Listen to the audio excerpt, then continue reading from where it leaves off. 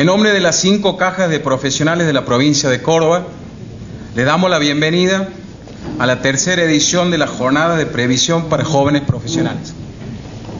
Para los que participan por primera vez, les contamos que desde el año 2016, las cajas de nuestra provincia decidieron conformar una coordinadora de caja de previsión para aunar esfuerzos y poder organizar, entre otros proyectos, estas jornadas dirigidas a jóvenes profesionales y a futuros profesionales también, ¿sí? Con el objetivo de dar a conocer su misión como organismos solidarios e independientes y difundir los beneficios y servicios que proponen a sus afiliados. Para comenzar con esta tercera jornada, queremos invitar al presidente de la Caja de Previsión de Ciencias Económicas, el contador José Luis Pizán. Un fuerte aplauso.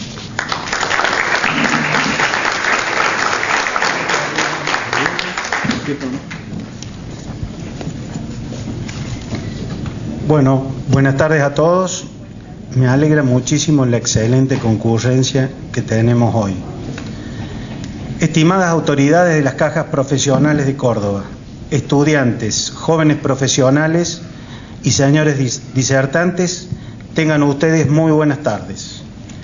Me enorgullece darles la cálida bienvenida a la tercera jornada de previsión social para jóvenes profesionales de Córdoba, organizada con el esfuerzo conjunto de la Caja de Previsión Social para Profesionales de la Salud, la Caja de Previsión y Seguridad Social de Abogados y Procuradores, la Caja de la Ingeniería, Arquitectura, Agrimensura, Agronomía y Profesionales de la Construcción, la Caja Notarial y la Caja de Previsión Social para Profesionales en Ciencias Económicas, con el apoyo de la Coordinadora Nacional de Caja de Previsión y Seguridad Social para Profesionales de la República Argentina.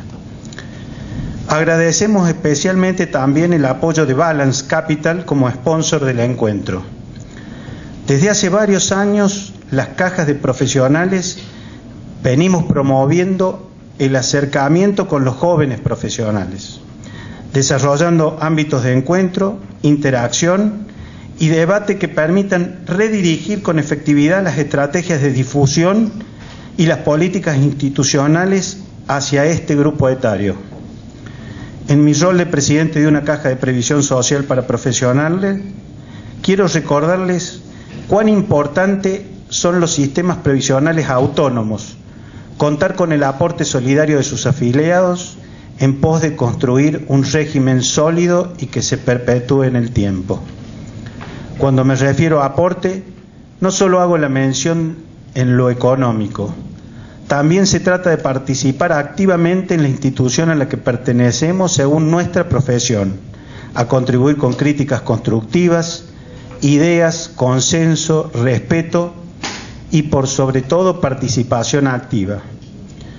Nuestro permanente desafío en las cajas de profesionales radica en difundir las cualidades y beneficios de los regímenes de previsión para acabar con el paradigma que el aporte jubilatorio solo se convertirá en un bien tangible cuando tengamos 65 años. Por el contrario, la cobertura previsional nos acompaña en cada instante de nuestra vida diaria, principalmente si nos desempeñamos de manera independiente en nuestra profesión. Por eso los invito a ustedes, también sean protagonistas de esta historia que estamos escribiendo, en nuestra caja particularmente hace 36 años. En nombre de las 5 cajas profesionales que integramos la Coordinadora de Caja de Córdoba, que hemos organizado con entusiasmo y compromiso esta tercera edición, agradecemos su presencia y deseamos que disfruten de esta jornada especial. Muy buenas tardes.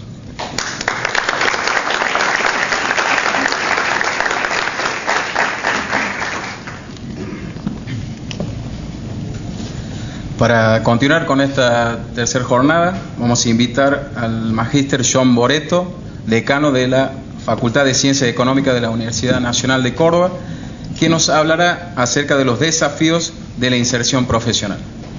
Un fuerte aplauso también para él.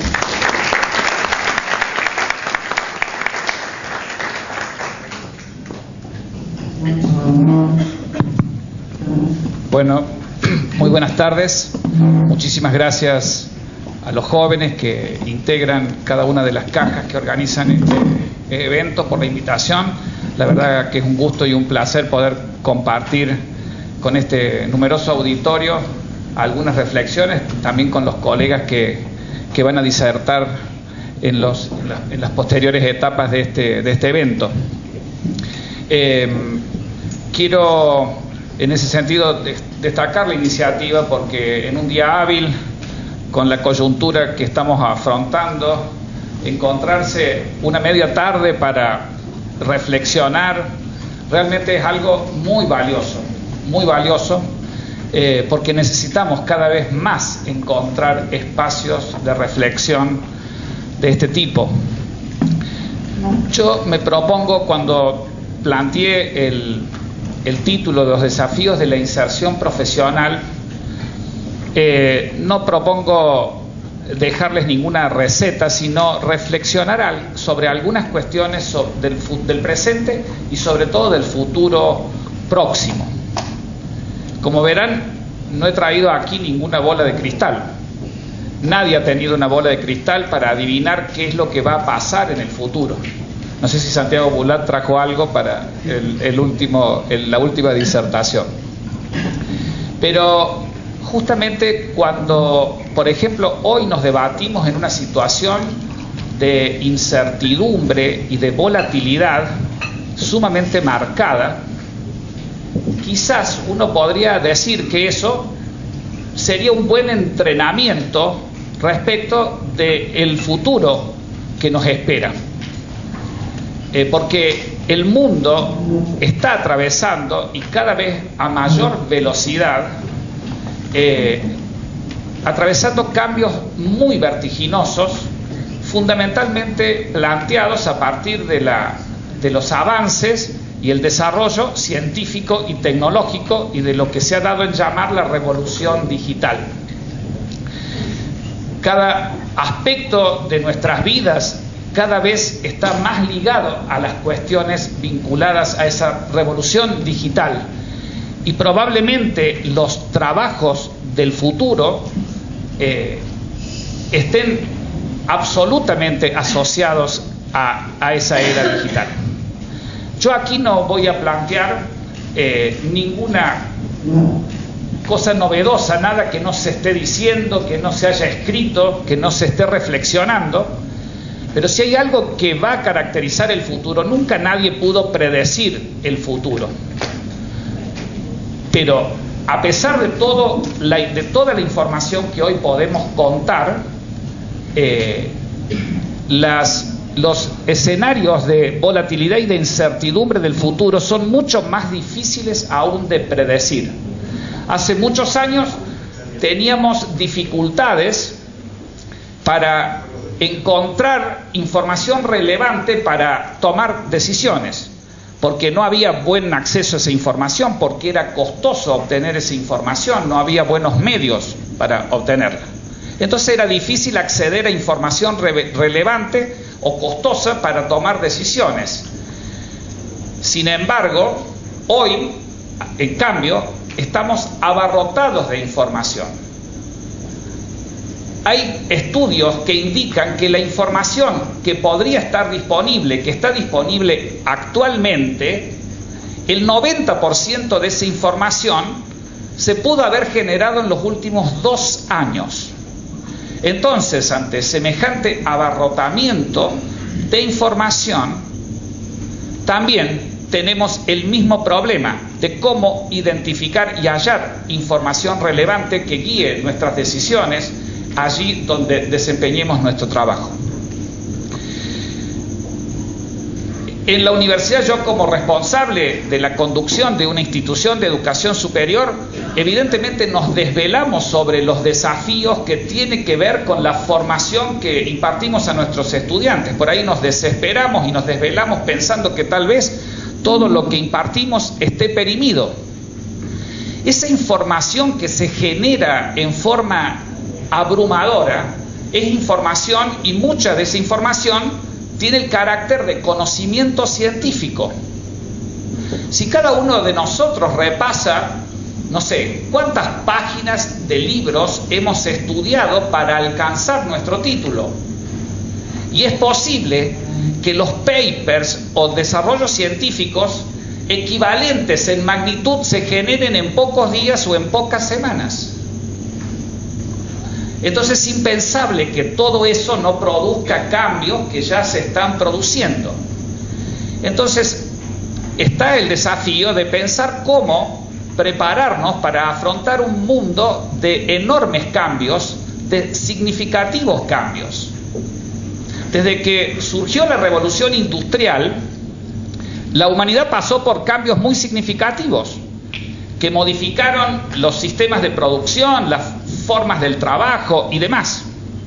Cada paso que ha dado, cada etapa de esa revolución industrial estuvo de algún modo emparentada a ponerse como interrogante qué sucede con los trabajos presentes y qué sucede con los trabajos futuros. Sobre todo, por ejemplo, cuando con la electrónica, la electricidad empezó a aparecer a mediados del siglo XIX la capacidad de producir en serie a través de máquinas que reemplazó gran parte de la mano de obra o una buena parte de los trabajos, se planteó ese interrogante. Sin embargo, aparecieron otros trabajos posiblemente de mejor calidad.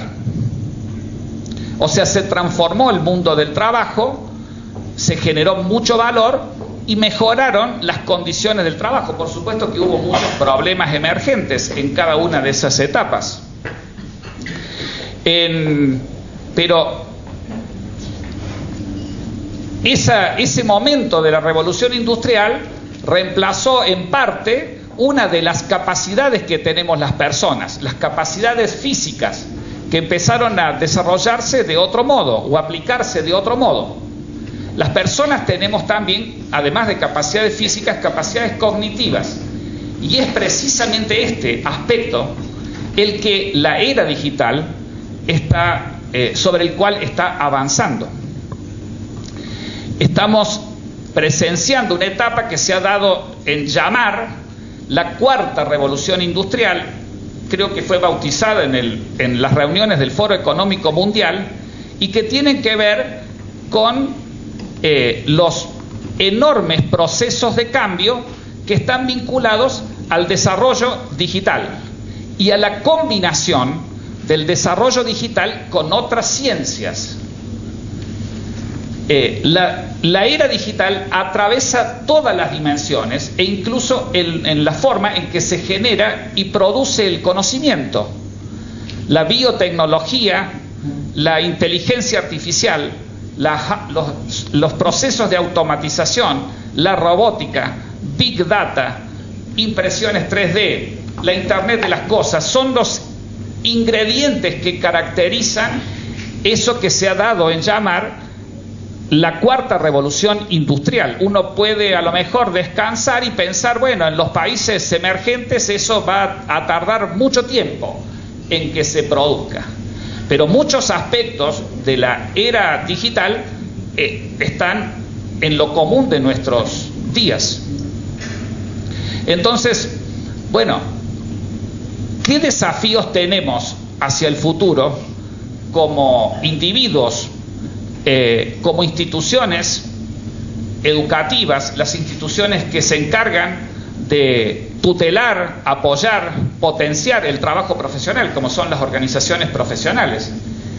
Por supuesto, también las instituciones tan importantes como las cajas de previsión social, que trabajan en nuestro presente, pero sobre todo trabajan en el futuro. Yo diría, sin ser un especialista en esos temas, que justamente porque enfrentamos un mundo que cada vez es más volátil e incertidumbre, hace que el rol que tengan esas instituciones, como las instituciones previsionales, sea un rol muy importante, porque se van a ocupar de dar una respuesta cuando lleguemos a ser adultos ya retirados de nuestra vida profesional.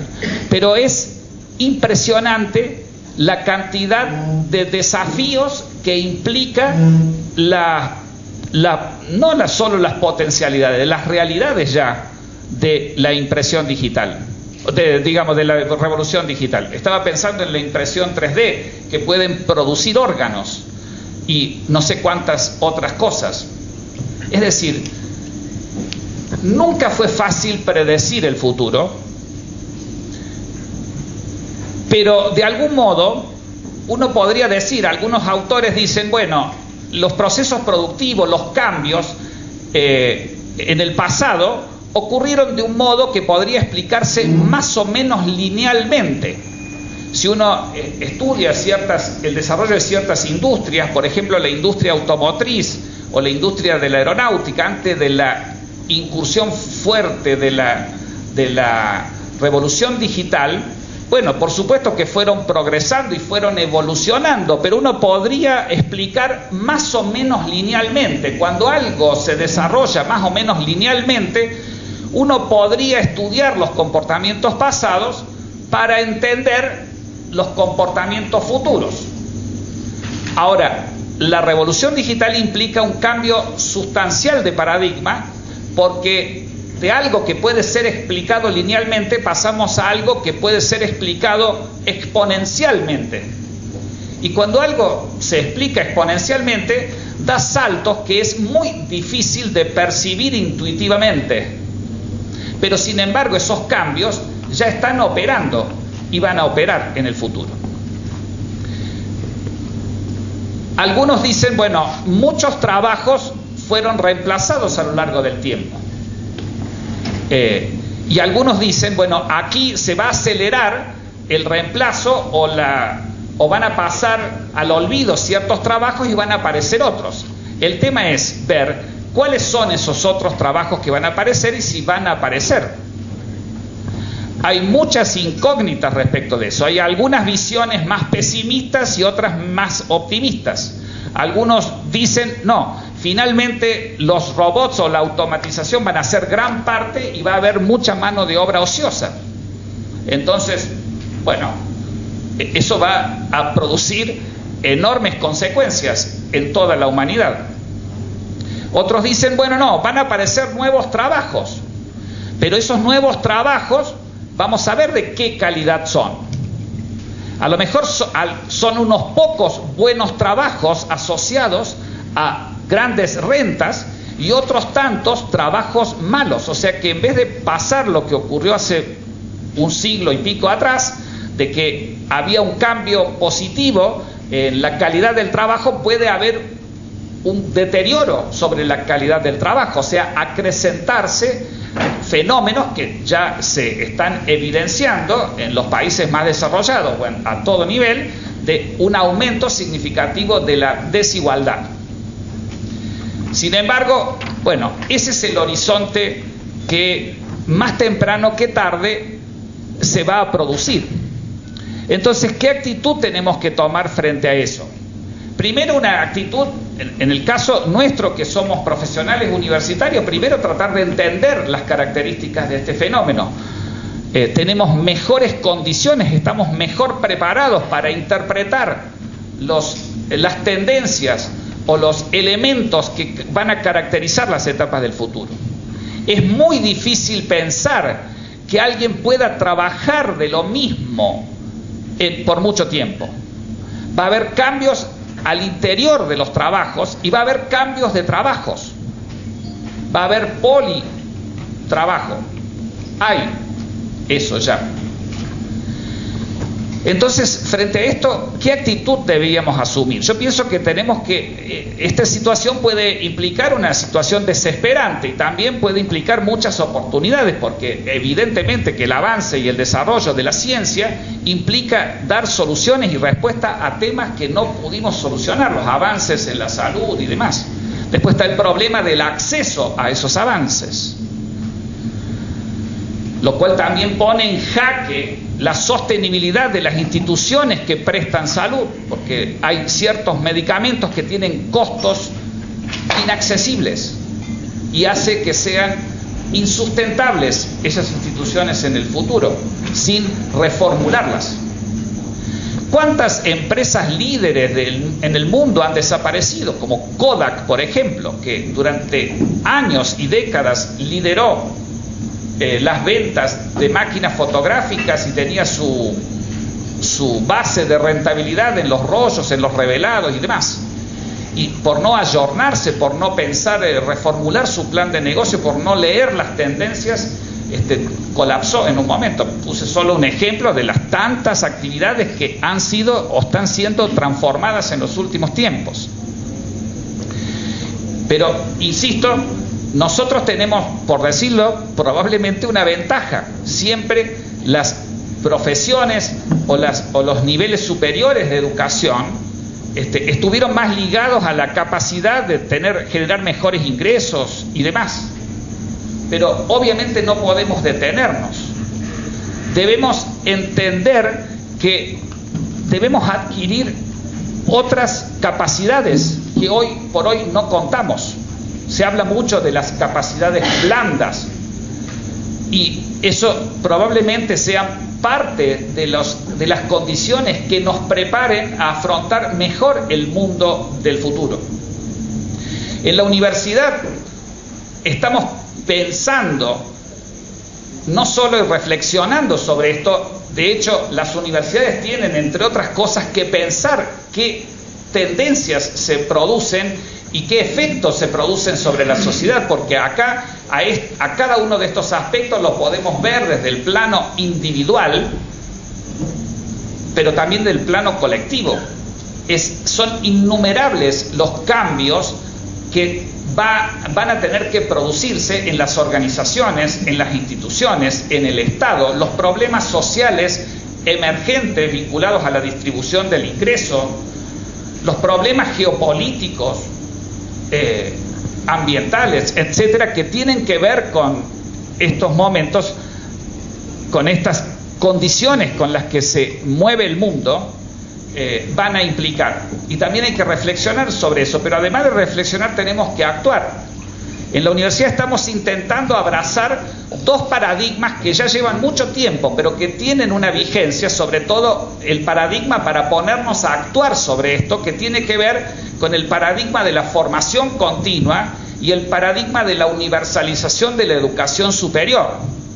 Primero porque, como les dije, las miles de páginas que estudiamos no son suficientes para dar respuesta a los desafíos que nos implican nuestras profesiones en el futuro. Entonces, debemos seguir estudiando, debemos seguir capacitándonos, debemos incorporar otras disciplinas. Debemos ser capaces de desarrollar mejor nuestro espíritu crítico, nuestra capacidad colaborativa con otras disciplinas. Los problemas son de naturaleza compleja, de modo tal que es muy difícil que puedan ser absorbidos, entendidos e interpretados y aplicados desde una visión única disciplinar. Por eso que este encuentro multidisciplinar o multiprofesional es un buen espacio de networking para relacionarnos con las necesidades del futuro. Tenemos que desarrollar capacidad para comunicar las ideas, para persuadir, para entender a nuestros interlocutores, mejorar nuestras relaciones interpersonales. Todas esas cuestiones tienen que ver con desarrollar capacidad para el cambio permanente, porque esa es la condición que probablemente vea el futuro. Puede haber, por supuesto, excepciones, que uno pueda alcanzar una estabilidad y despreocuparse de otras cosas. Siempre va a haber, pero no van a ser las consignas.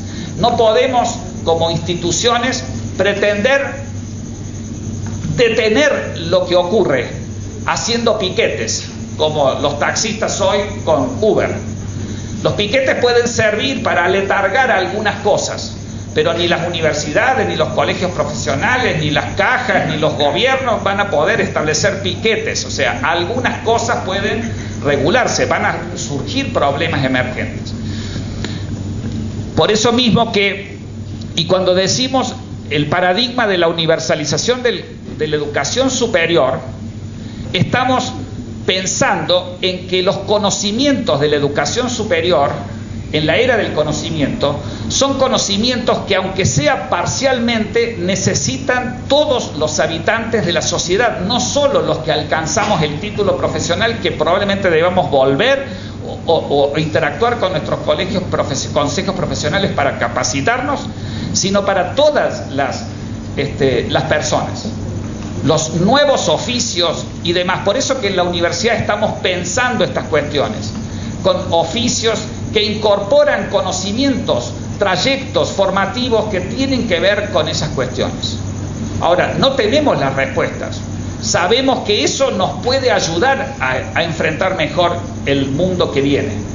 La universidad está pensando, ya ha dado pasos para crear la Universidad de Córdoba, un campus norte, donde empecemos a brindar información que tenga que ver con los nuevos trabajos, los nuevos oficios y los nuevos desafíos profesionales, con las cuestiones que tienen que ver con la revolución digital, pero también con aquellas habilidades blandas que tienen que ver con la forma en que nos desenvolvemos en nuestros entornos de trabajo, en nuestros equipos de trabajo, en nuestros ámbitos sociales. Podría decir muchas cosas. Antes de terminar, probablemente hayan leído mucho ya sobre esto porque estén preocupados. A mí me basta con sembrar una inquietud sobre esto, porque creo que todos debemos tratar de entender las características de este fenómeno, de este futuro que se avecina. Además, pero no solo para reinventarnos, como vamos a tener que hacer en el futuro varias veces, mucho más ustedes que son jóvenes que nosotros que ya transitamos una vida adulta, vamos a tener probablemente que reinventarnos muchas veces para adaptarnos a estos procesos de cambio. Tenemos un buen entrenamiento, como dije al principio, con estos escenarios de incertidumbre y volatilidad que nos regala cotidianamente nuestro país. Pero aun cuando se pueda en el futuro pensar que los países puedan crecer de manera sostenida y lograr ciertas estabilidades, al interior los procesos que van a garantizar esos crecimientos y esas estabilidades son procesos muy dinámicos de cambios muy vertiginosos de tipo exponencial. Pero también nos cabe, tanto como instituciones como profesionales, reconocernos que tenemos una misión como ciudadanos probablemente más importante que la que tienen el resto de la comunidad de la que somos parte. A pesar de que somos muchos los profesionales, porque interactuamos en ámbitos como este, donde todos somos pares, somos una minoría muy significativa frente al conjunto de la sociedad. Entonces, cuando hay que rediseñar nuestras capacidades para afrontar esos desafíos de cada una nuevos que van a tener cada una de las profesiones y los trabajos, también tenemos que pensar qué aportes podemos hacer allí en las instituciones, en las organizaciones, en el Estado, donde estemos, para pensar respuestas innovadoras a los problemas emergentes de este escenario que estoy planteando. Así que simplemente quería compartir con ustedes estas reflexiones que, como dije al principio, no es nada nuevo, no es algo que no está escrito. Hay miles de páginas escritas sobre estas cuestiones y exposiciones y videos de YouTube y demás. Pero tenemos que tener la certeza de que estos cambios, que probablemente sean percibidos de un modo menos vertiginoso para la generación de los millennials, que ya son nativos digitales, que para los adultos. Otro de los problemas son los problemas de orden generacional, los que se observan en el aula entre el profesor y el alumno, en todos los órdenes de la vida.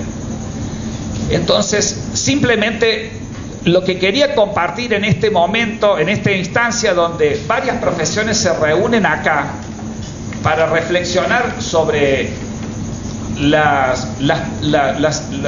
importancia de la conciencia previsional, porque tiene que ver con nuestro futuro, y frente a este escenario en gran medida lo tiene que tener, tiene que ver con dar respuestas a nuestro futuro.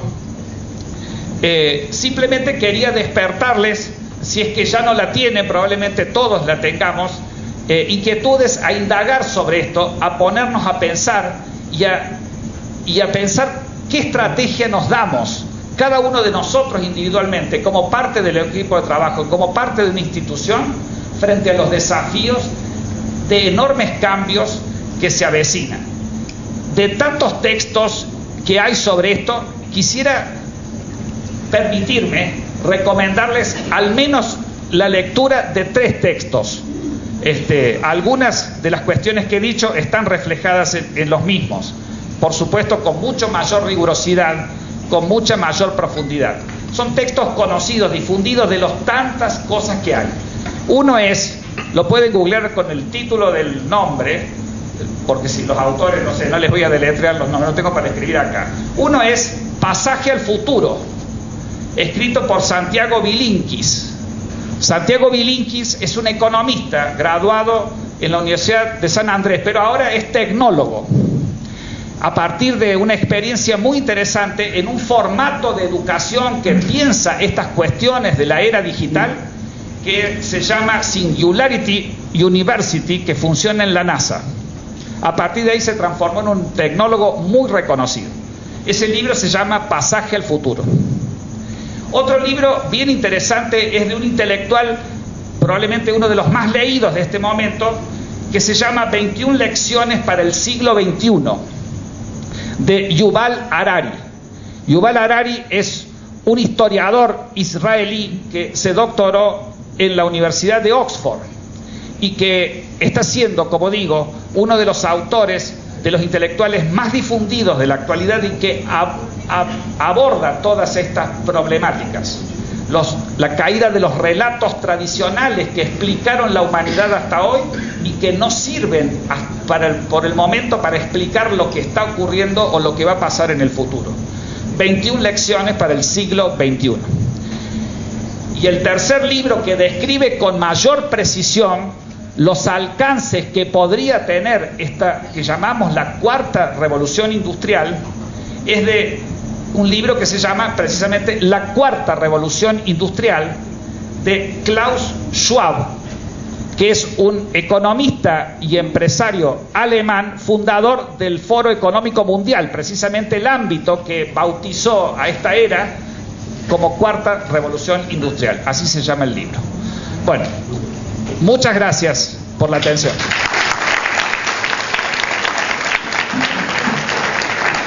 Nos vamos a pedir que se acerque al escenario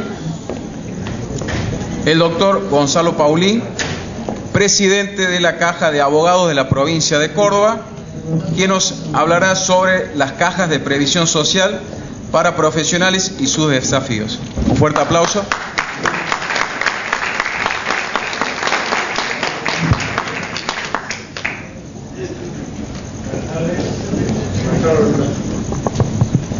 Hola, hola. Buenas tardes. En realidad me corresponde a mí hablar de un tema que particularmente para los jóvenes profesionales es bastante poco amigable. El desafío es que después de esta charla ustedes entiendan que en realidad las cajas de profesionales les pertenecen, que las cajas de profesionales son su futuro previsional y que lo que ustedes les pueden exigir a las cajas de profesionales está fijado por ley y que no depende de la voluntad de los administradores.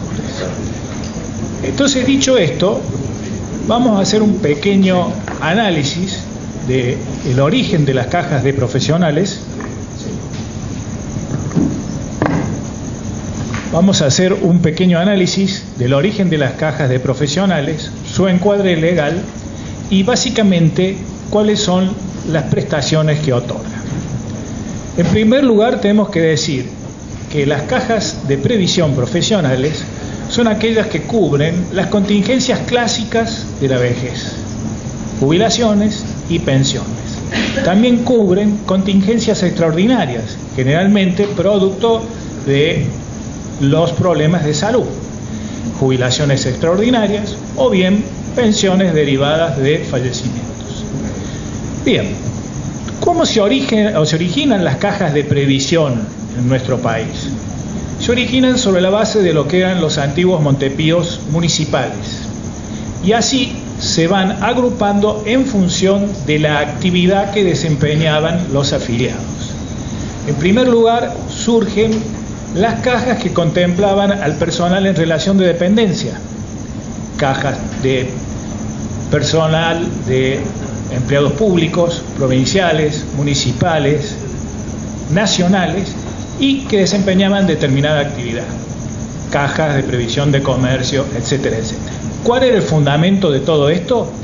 Es que el salario era exiguo y no permitía crear un fondo de reserva para las contingencias propias de la vejez. A su vez, se establecía que el aporte era de carácter obligatorio, por lo cual la cantidad y la aportación obligatoria es lo que le daba verosimilitud al sistema. Pero estos sistemas dejaban afuera a los profesionales, a los trabajadores independientes y a algunos empresarios. Y es así que surgen las primeras cajas de previsión para profesionales. La primera de ellas surge en el año 1941 y es la caja de previsión para los notarios de la provincia de Buenos Aires.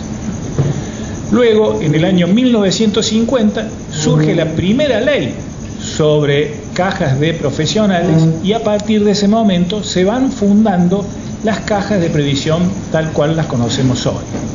En 1980 hay una reforma legislativa que permite también la creación de nuevas cajas de profesionales.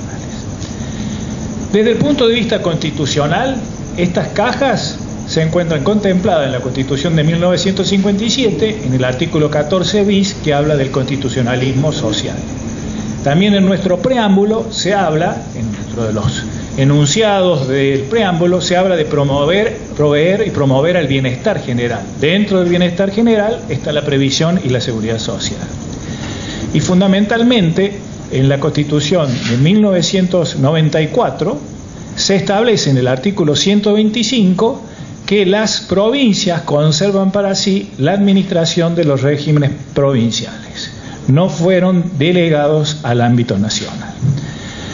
Siendo esto así, y teniendo en cuenta estos orígenes, yo les pregunto ¿por qué si estos sistemas fueron delegados a las provincias, por qué tenemos una caja de abogados, por qué tenemos una caja de profesionales de ciencias económicas, etcétera, etcétera, que no está administrada por la provincia? ¿Por qué tienen administración propia? ¿Por qué fijan sus obligaciones y los derechos estas cajas? ¿Por qué? Porque las provincias han delegado en los profesionales la administración de los fondos previsionales. Son personas de derecho público no estatal. Es una figura que significa que forman parte del Estado, pero no de la estructura misma del Estado. Las cajas pueden designar sus administradores, establecer las condiciones para formar parte de esa administración, fijan los beneficios que establecen, pensiones, jubilaciones, subsidios. Algunas cajas tienen servicios de salud, por eso se llaman cajas de previsión. La previsión es exclusivamente los beneficios previsionales y seguridad social hace a las cajas con servicios de salud. A su vez también beneficios, subsidios, etcétera, etcétera. Los fondos que perciben la caja, recuérdenlo, los jóvenes profesionales, son fondos que provienen del mismo ejercicio de la actividad, ya sea por terceros, la comunidad vinculada, o que efectúan personalmente los profesionales. Son los únicos fondos que tiene la caja, no reciben fondos estatales. Por lo tanto, esto también limita en grado sumo las posibilidades que tienen las cajas de evolucionar en un sentido o en otro. Las cajas en su mayoría son de reparto. ¿Qué significa de reparto? Rige el principio de solidaridad. Los fondos que ingresas no se ven reflejados necesariamente en un 100% en el haber previsional. Van a un fondo común, que es lo que permite afrontar situaciones en donde el afiliado no ha alcanzado a hacer aportes que le generen una obligación, un derecho, si lo hubiera hecho en un 100%. Caso concreto, aquel profesional que se inscribe y tiene la desgracia de fallecer al año, le da la posibilidad, ese fondo común, a la viuda de acceder a un beneficio de pensión que equivale al 75% promedio de lo que es una jubilación básica. Si fueran cajas absolutamente de capitalización, que se llama, donde lo que ingresa se refleja en el beneficio que va a percibir el afiliado, no habría esta posibilidad. Fíjense, en este caso, falleció al año, la pensión que hubiera percibido la viuda, si fuera proporcional, sería 2 pesos. Eso es importante que tengan en cuenta para poder entender después otros conceptos que hacen respecto a cómo se fija un haber previsional. También estas cajas tienen beneficios impositivos en función de la naturaleza de la actividad que vienen desempeñando.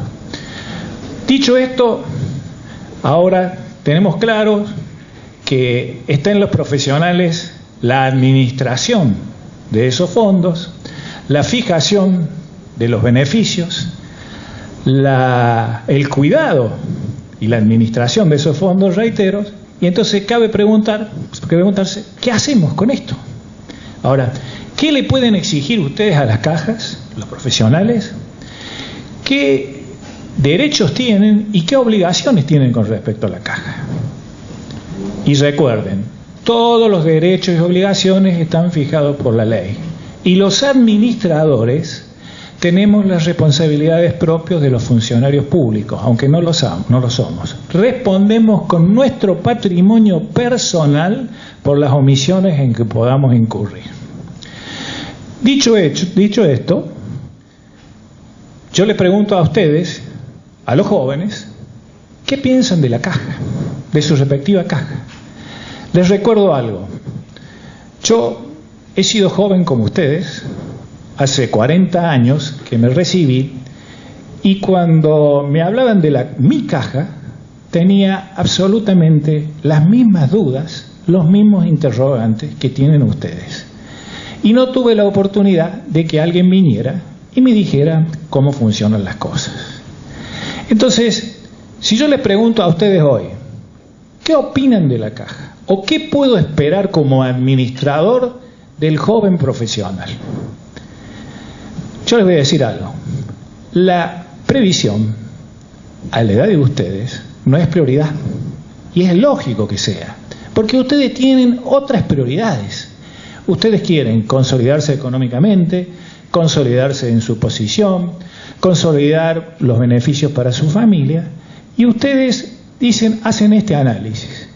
¿Me están exigiendo que haga un aporte excesivo para lo que son mis posibilidades hoy en función de lo que son los inicios de mi actividad, para cobrar una jubilación aproximadamente 30 años después, y jubilación que, de acuerdo a lo que yo escucho, de acuerdo a lo que siento, no me permite vivir, no me permite subsistir como si estuviera en actividad?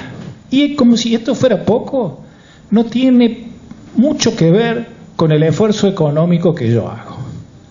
¿Es así o no es así? En definitiva, ustedes dicen, la jubilación es cosa de viejos. En la concepción de ustedes hoy, que yo también la tenía. Lo que pasa que con el transcurso del tiempo uno va advirtiendo situaciones que le hacen cambiar diametralmente de opinión. Y quiero decirles algo. Miren, en la vida no hay plazo que no se cumpla. Y tarde o temprano van a estar acá hablando de la misma situación o van a necesitar de un beneficio previsional.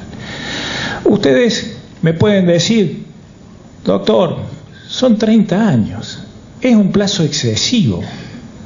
Yo tengo que decirles al respecto lo siguiente. Miren, el curso ordinario de las cosas dice que normalmente una jubilación se percibe a los 30 años de aportes con 65 años de edad.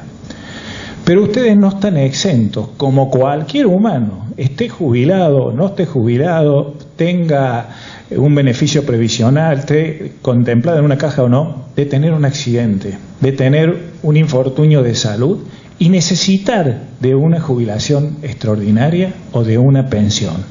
Y esto puede ocurrir como les dije en el ejemplo anterior, a horas de haberse afiliado a la caja de ustedes. Entonces tienen que entender que la caja está presente en todo momento y que ojalá nunca necesiten de un beneficio de este tipo.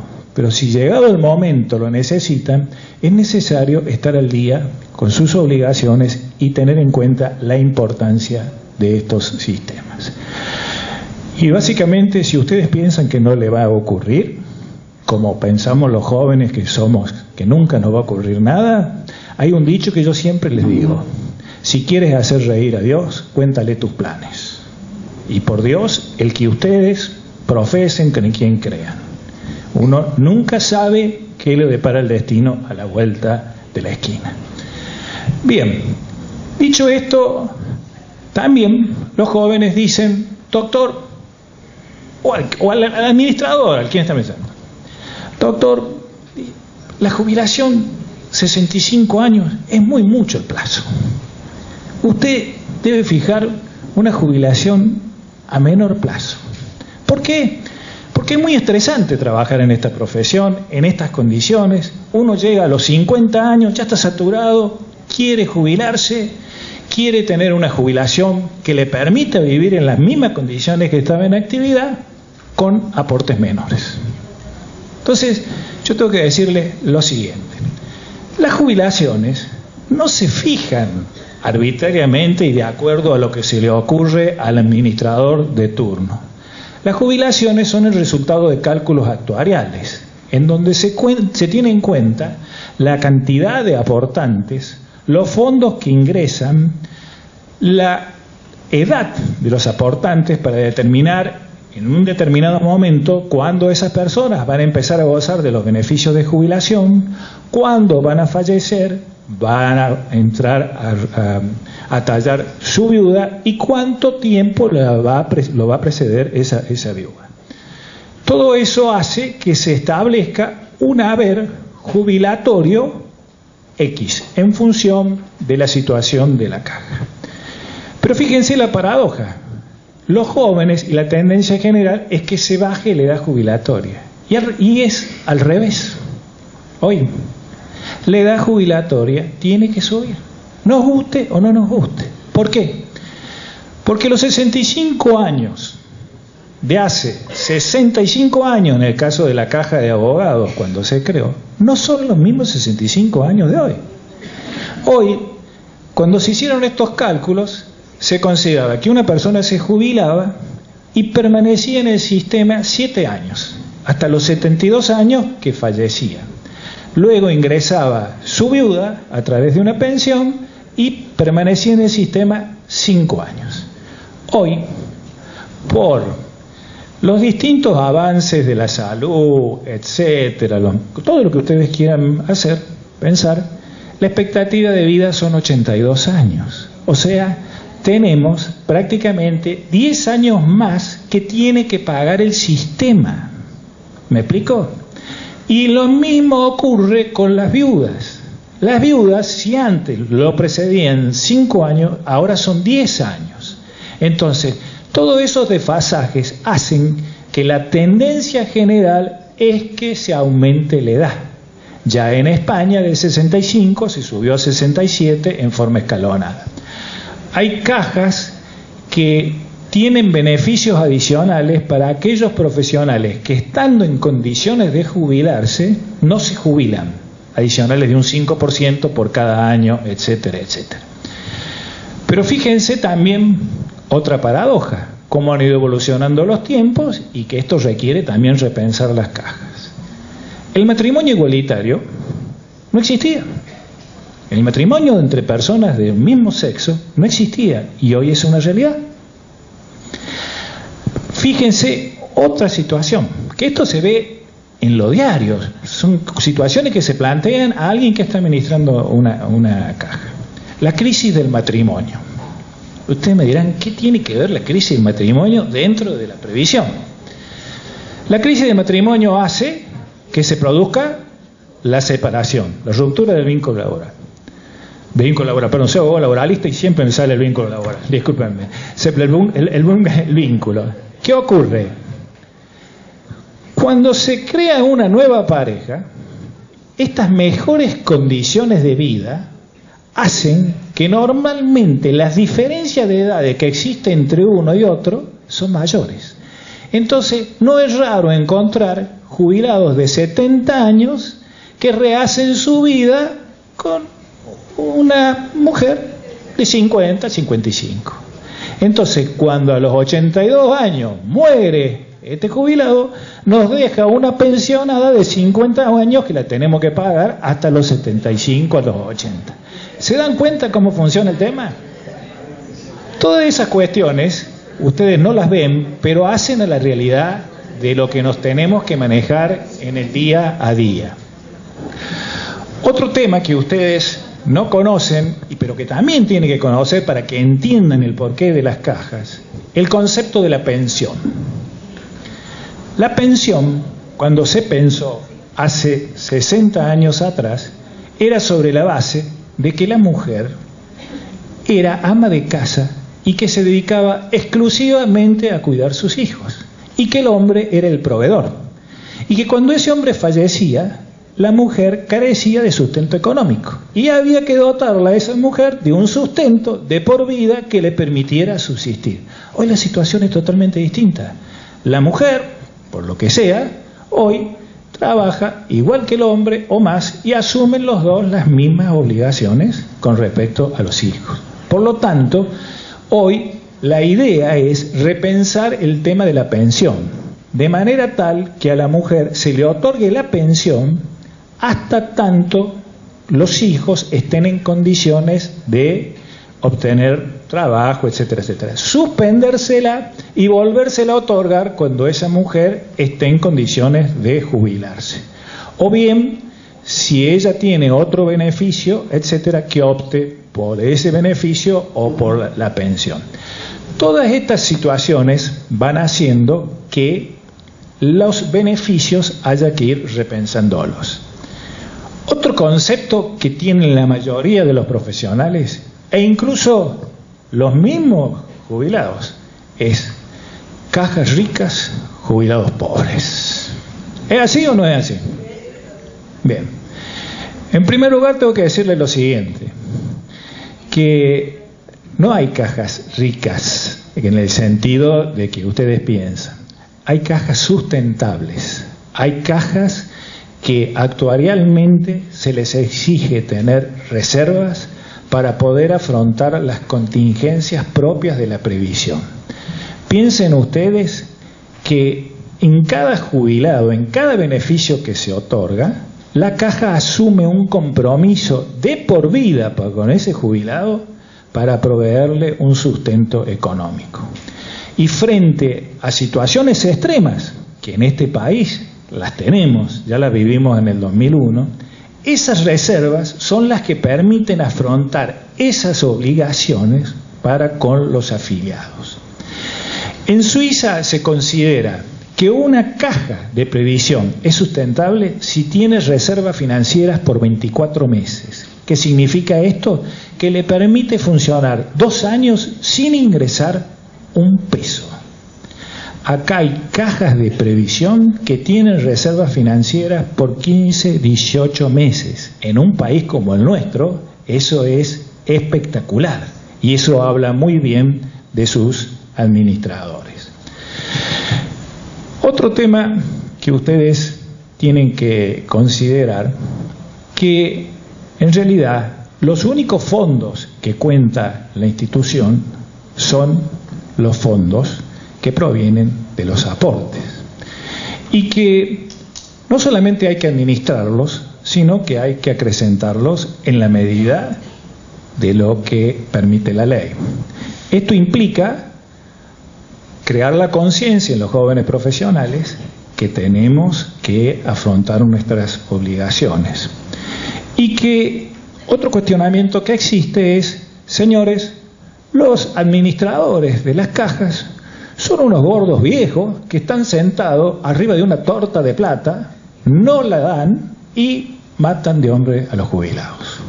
Y en realidad yo les tengo que decir lo siguiente: los administradores lo único que hacemos es administramos los fondos de la mejor manera posible, dentro de lo que nos recomiendan los actuarios y dentro de lo que nos habilitan las asambleas.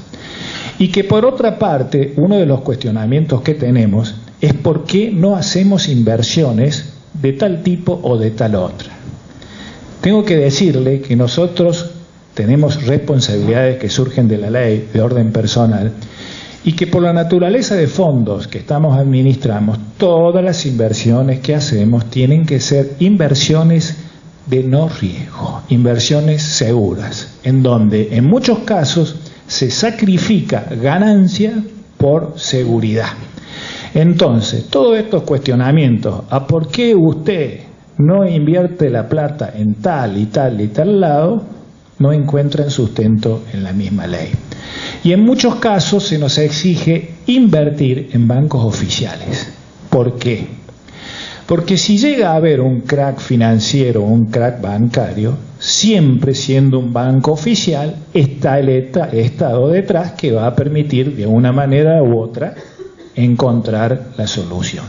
Si usted lo hace en una entidad financiera o privada o hace una inversión de riesgo, no va a poder justificar los ingresos y los egresos.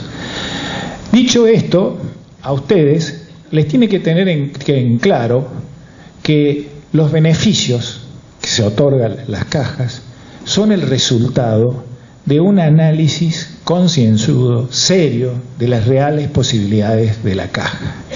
Y que de repente utilizar reservas de la caja para incrementar esos haberes jubilatorios implica la desfinanciación de la caja. ¿Por qué?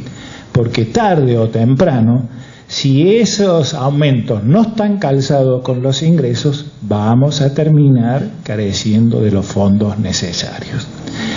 Dicho todo esto, quiero que ustedes entiendan que la caja es de ustedes, que la administración está en el marco, en un contexto de la ley, y que el sentido de estas cajas básicamente es el de solidaridad, solidaridad para con el resto de los afiliados, y que hay cajas en donde no necesariamente los aportes van a tener que representar un beneficio previsional, porque casualmente lo que no representa ese beneficio previsional es lo que sirve para afrontar el resto de las obligaciones.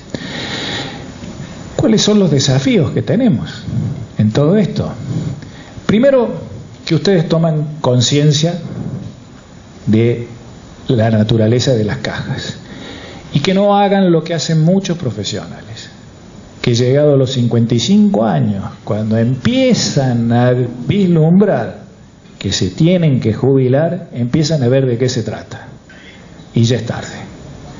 Y en el interín, cuando no han cumplido con sus obligaciones, están faltando el respeto al resto de los afiliados y están incumpliendo con lo que se llama el pacto intergeneracional, que no es otra cosa que esto, y se los voy a decir. Ustedes hoy, sentados acá, están con sus aportes contribuyendo al pago de las jubilaciones de los afiliados pasivos. El día de mañana ustedes van a ser jubilados pasivos y los jóvenes profesionales que estén en el mismo lugar de ustedes van a estar contribuyendo a esto. Entonces, yo los exhorto que en la medida de sus posibilidades puedan estar al día con sus obligaciones por respeto a ustedes y por respeto al resto de sus colegas.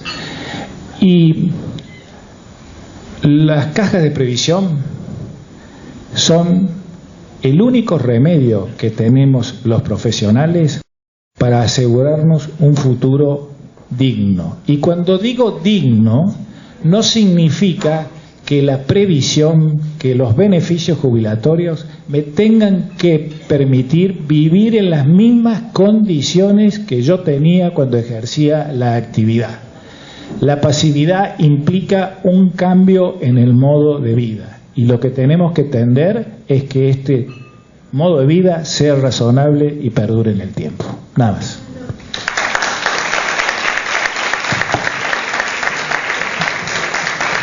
Y para dar inicio a la última disertación, queremos invitar al economista y consultor, licenciado Santiago Bulat, quien nos va a comentar y hablar un poco de cómo proteger nuestras finanzas en tiempos de incertidumbre. Un aplauso al licenciado, por favor. Bueno, muchas gracias a todos. Gracias por la invitación, a las cajas, a Balance también por confiar un poco en la charla de hoy. La verdad es que lo comentaba un poco al principio, ni bien llegué, les digo, perdón que te mandé la charla tan tarde ayer, pero la verdad es que la tuve que actualizar, un montón de cosas que pasaron en la jornada de ayer. Y hoy estaba terminando la rueda y dije, me quedó atrasada de nuevo la charla.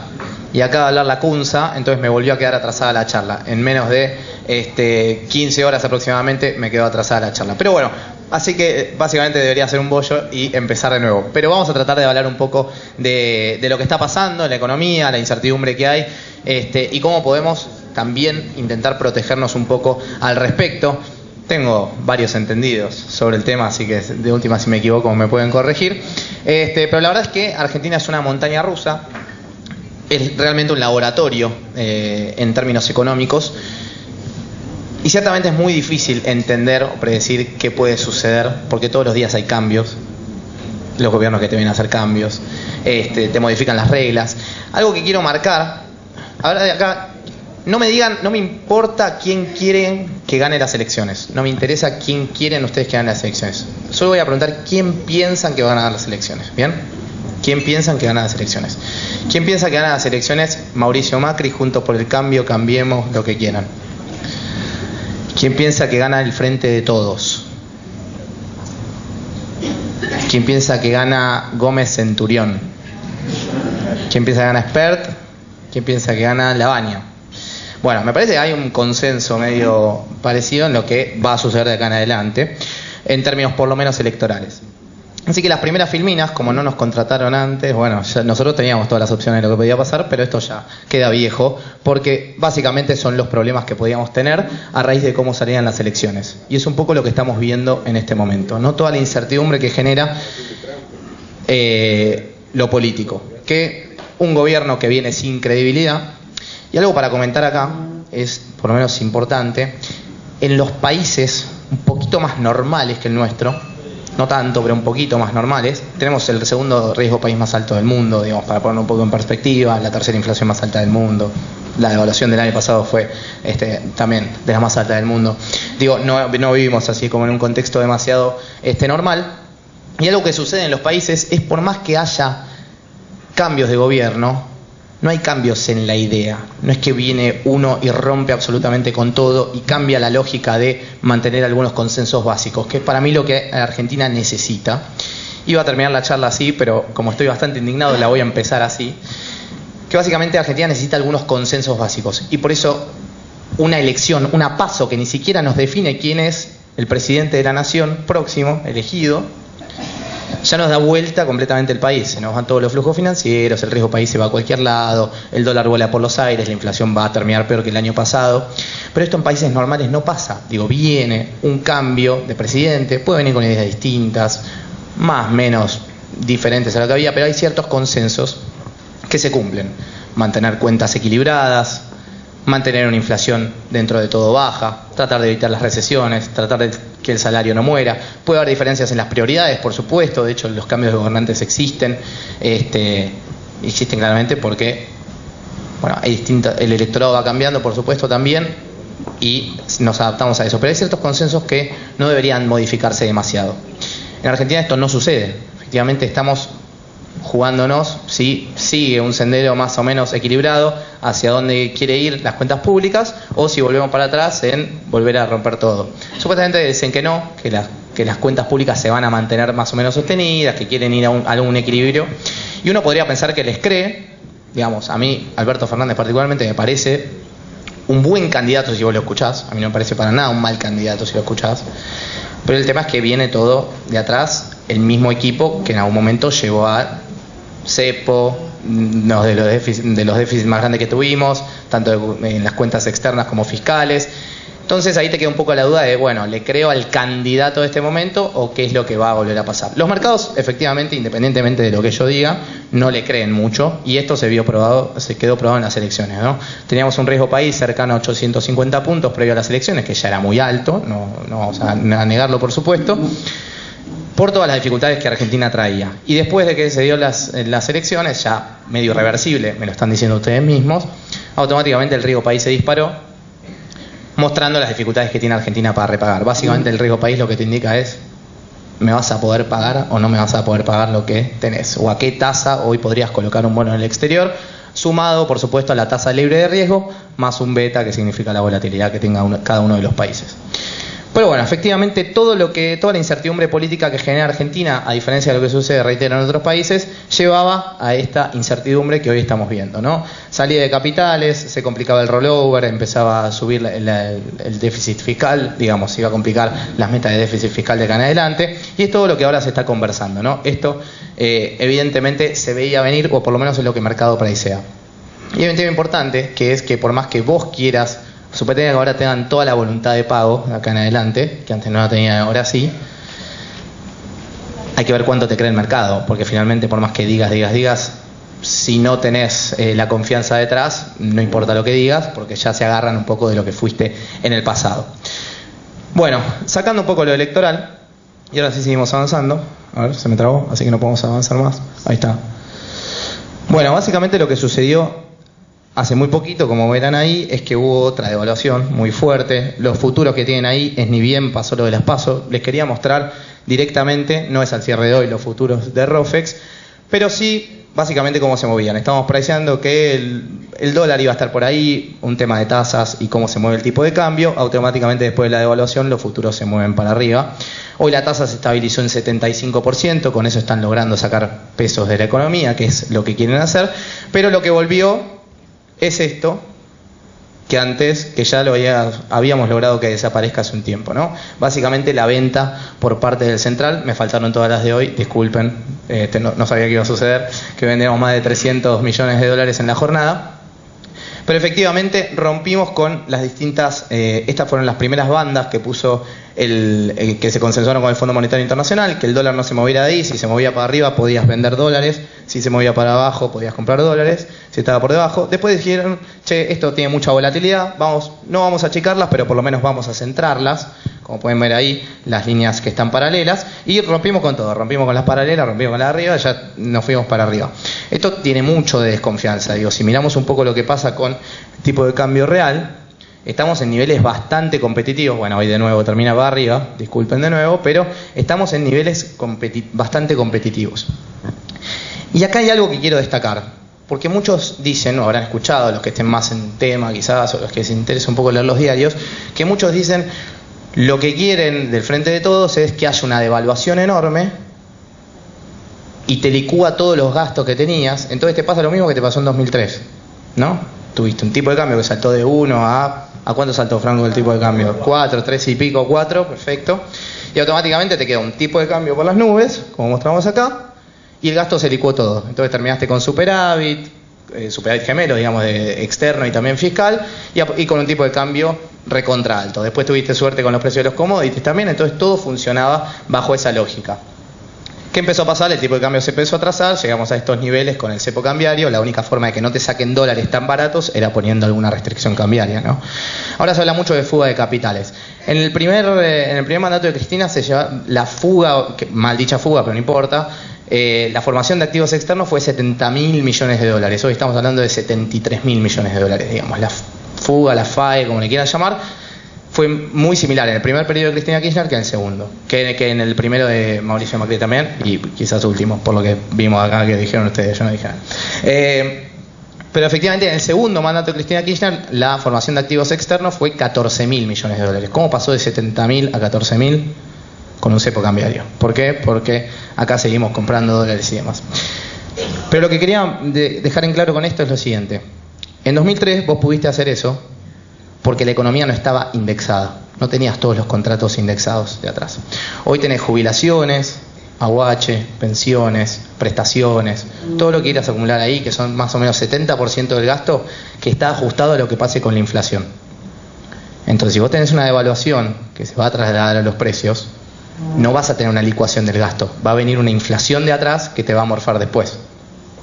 Por eso el contexto es muy diferente y no se puede hablar de que un tipo de cambio alto va a hacer que el Frente de Todos nazca con una, con una devaluación, un esquema mucho mejor en términos externos y fiscales, porque venís con un arrastre enorme de inflación.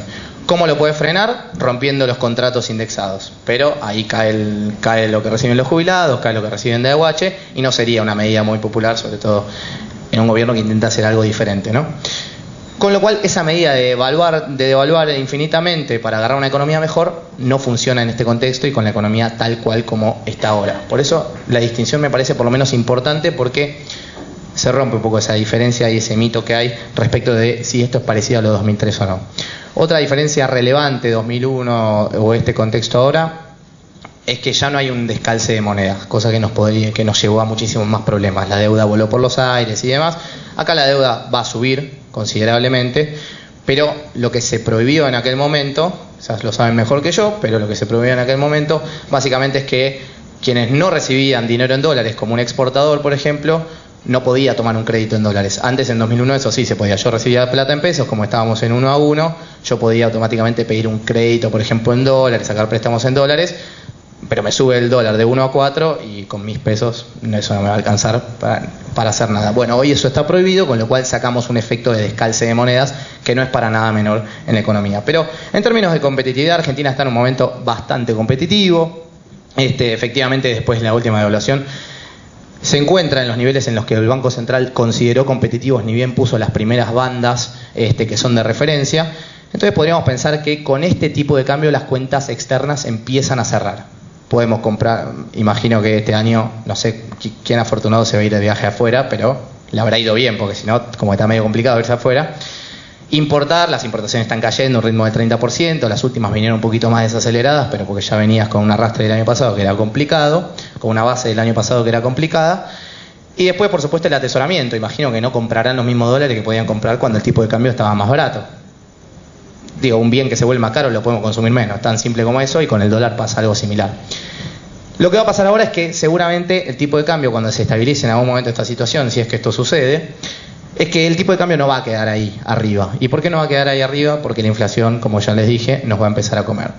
Se espera que la inflación para el mes de agosto sea más o menos de 4%, según lo que están viendo distintos analistas. Venía a un ritmo de 1,8, 1,9, 2%, hasta que después de las PASO, este shock cambiario te llevó todo para arriba. Nuestra proyección, ahora ya la elevamos un poco más, disculpas de nuevo, pero está cerca de 55% la base que tenemos, pero lo que teníamos antes era que si la inflación seguía bajando, que en agosto era lo que se pensaba, el descenso iba a ser bastante fuerte. ¿Y por qué iba a ser bastante fuerte? Porque el año pasado habías tenido, estoy hablando solo para los de acá, medio barca, voy allá. El año pasado partías de una inflación muy alta. Entonces automáticamente la comparación de una inflación que baja contra una inflación muy alta hacía que este descenso interanual sea, por supuesto, mucho mayor y se empine mucho más. Iba a terminar más o menos en 40%, hoy ya nos da que esto termina por arriba con una base de 54-55, habrá que ver cómo llega el mes de septiembre. Pero las listas de grandes cadenas que proveen a los supermercados y demás ya han pasado aumentos del 25%, algunos convalidados, otros no, hay que ver, depende de la cadena, pero se vienen aumentos fuertes. Tengo una filmina después la podemos saltear, que está lo que el gobierno tomó como medida. ¿Va a bajar la inflación las medidas que tomó el gobierno del IVA, por ejemplo? ¿No? ¿Sí? No, definitivamente no, estamos de acuerdo. ¿Por qué? Porque si hay una quita del 21% ahí, quita es muy difícil usar esta palabra. Porque si sacan el 21% del IVA a algunos productos, ¿por qué no bajaría la inflación? Bueno, básicamente porque son 14 productos, se relevan 200.000 productos, no va a influir nada en la inflación. Lo único que quieren es mitigar un poco el impacto que pueda tener en las clases más bajas, que son los que consumen la canasta básica. Así que ese, uno de los primeros temas de por qué no va a tener ninguna influencia en la inflación las medidas que haya tomado el gobierno, por lo menos en el corto plazo, que además llevó a la pelea con los gobernadores. Pero básicamente la inflación, yo creo que vamos ahora, la Argentina va a un régimen de inflación alta. Yo no creo que sea una inflación que pueda ser hiper, va a depender mucho de lo que haga el próximo gobierno. El próximo gobierno tiene pánico a hablar un poco de lo que puede llegar a ser en términos monetarios, por esto que le digo, viene con inflación de atrás, tiene que convalidar subas, y si no abre la cadena monetaria, va a tener que salir a endeudarse. ¿Cuáles son las formas que tenemos hoy de financiarnos, de financiarse el Estado? Bueno, hablando de cajas previsionales, todos esto tienen que saber, pero los impuestos, deuda, emisión monetaria, ¿qué más? Vender algo privado, vender algún servicio que tenga el Estado, por ejemplo AISA o lo que fuere. Entonces, todas estas formas que tiene de financiarse un Estado se empiezan a complicar. La deuda, ya lo tenés en términos del producto, ya vas a estar cerca del 100% del producto, que es una deuda para otros países normal, para nosotros ya empieza a ser un poco más complicada. El 78% de nuestra deuda está en dólares, con lo cual eso también es un tema. A ver si lo vemos por acá. Ahora vamos a ir a la parte de los bonos y todo eso. Esto es lo que hay que pagar de intereses. Bueno, básicamente el total de la deuda hoy más o menos son 88% del producto. Era el primer trimestre de 2019, se espera que para este año termine cerca de 100%.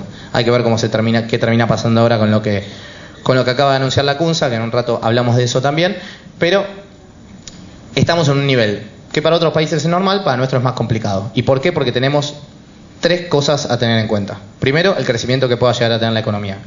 La economía este año va a caer cerca del 3% aproximadamente, con lo cual eso ya te baja el PBI. Si te baja el PBI, automáticamente la deuda sobre PBI, que es más chico, sube.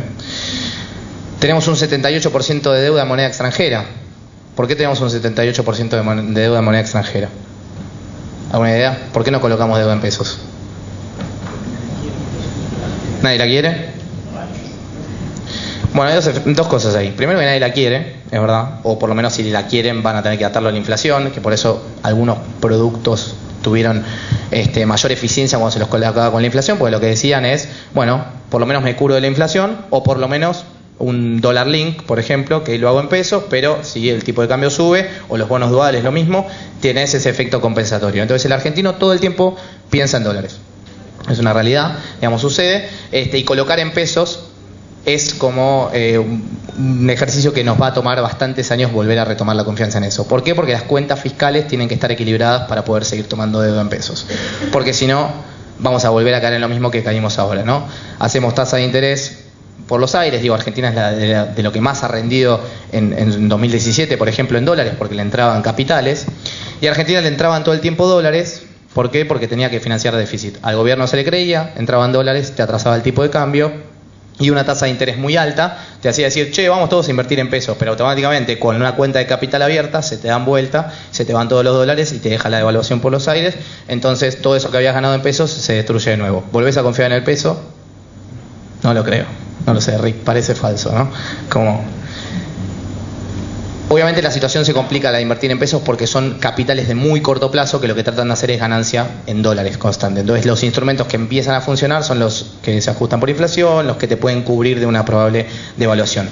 Y la otra situación de por qué no se coloca toda la deuda en pesos es porque si el gobierno con el déficit fiscal que tenía salía a meter toda la deuda localmente, generaba un efecto adverso, digamos, a lo que son las inversiones locales. Entonces, un privado quiere salir a colocar deuda acá, bueno, tiene al Estado atrás que ya colocó toda su deuda, una tasa mejor, mejores condiciones, nadie va a querer tomar deuda y riesgo de privados si el Estado está por encima de eso. Entonces, hay que hacer una distinción, digamos, en que una toma de deuda del Estado dentro de la Argentina también hace que se eyecten un poco más las inversiones privadas.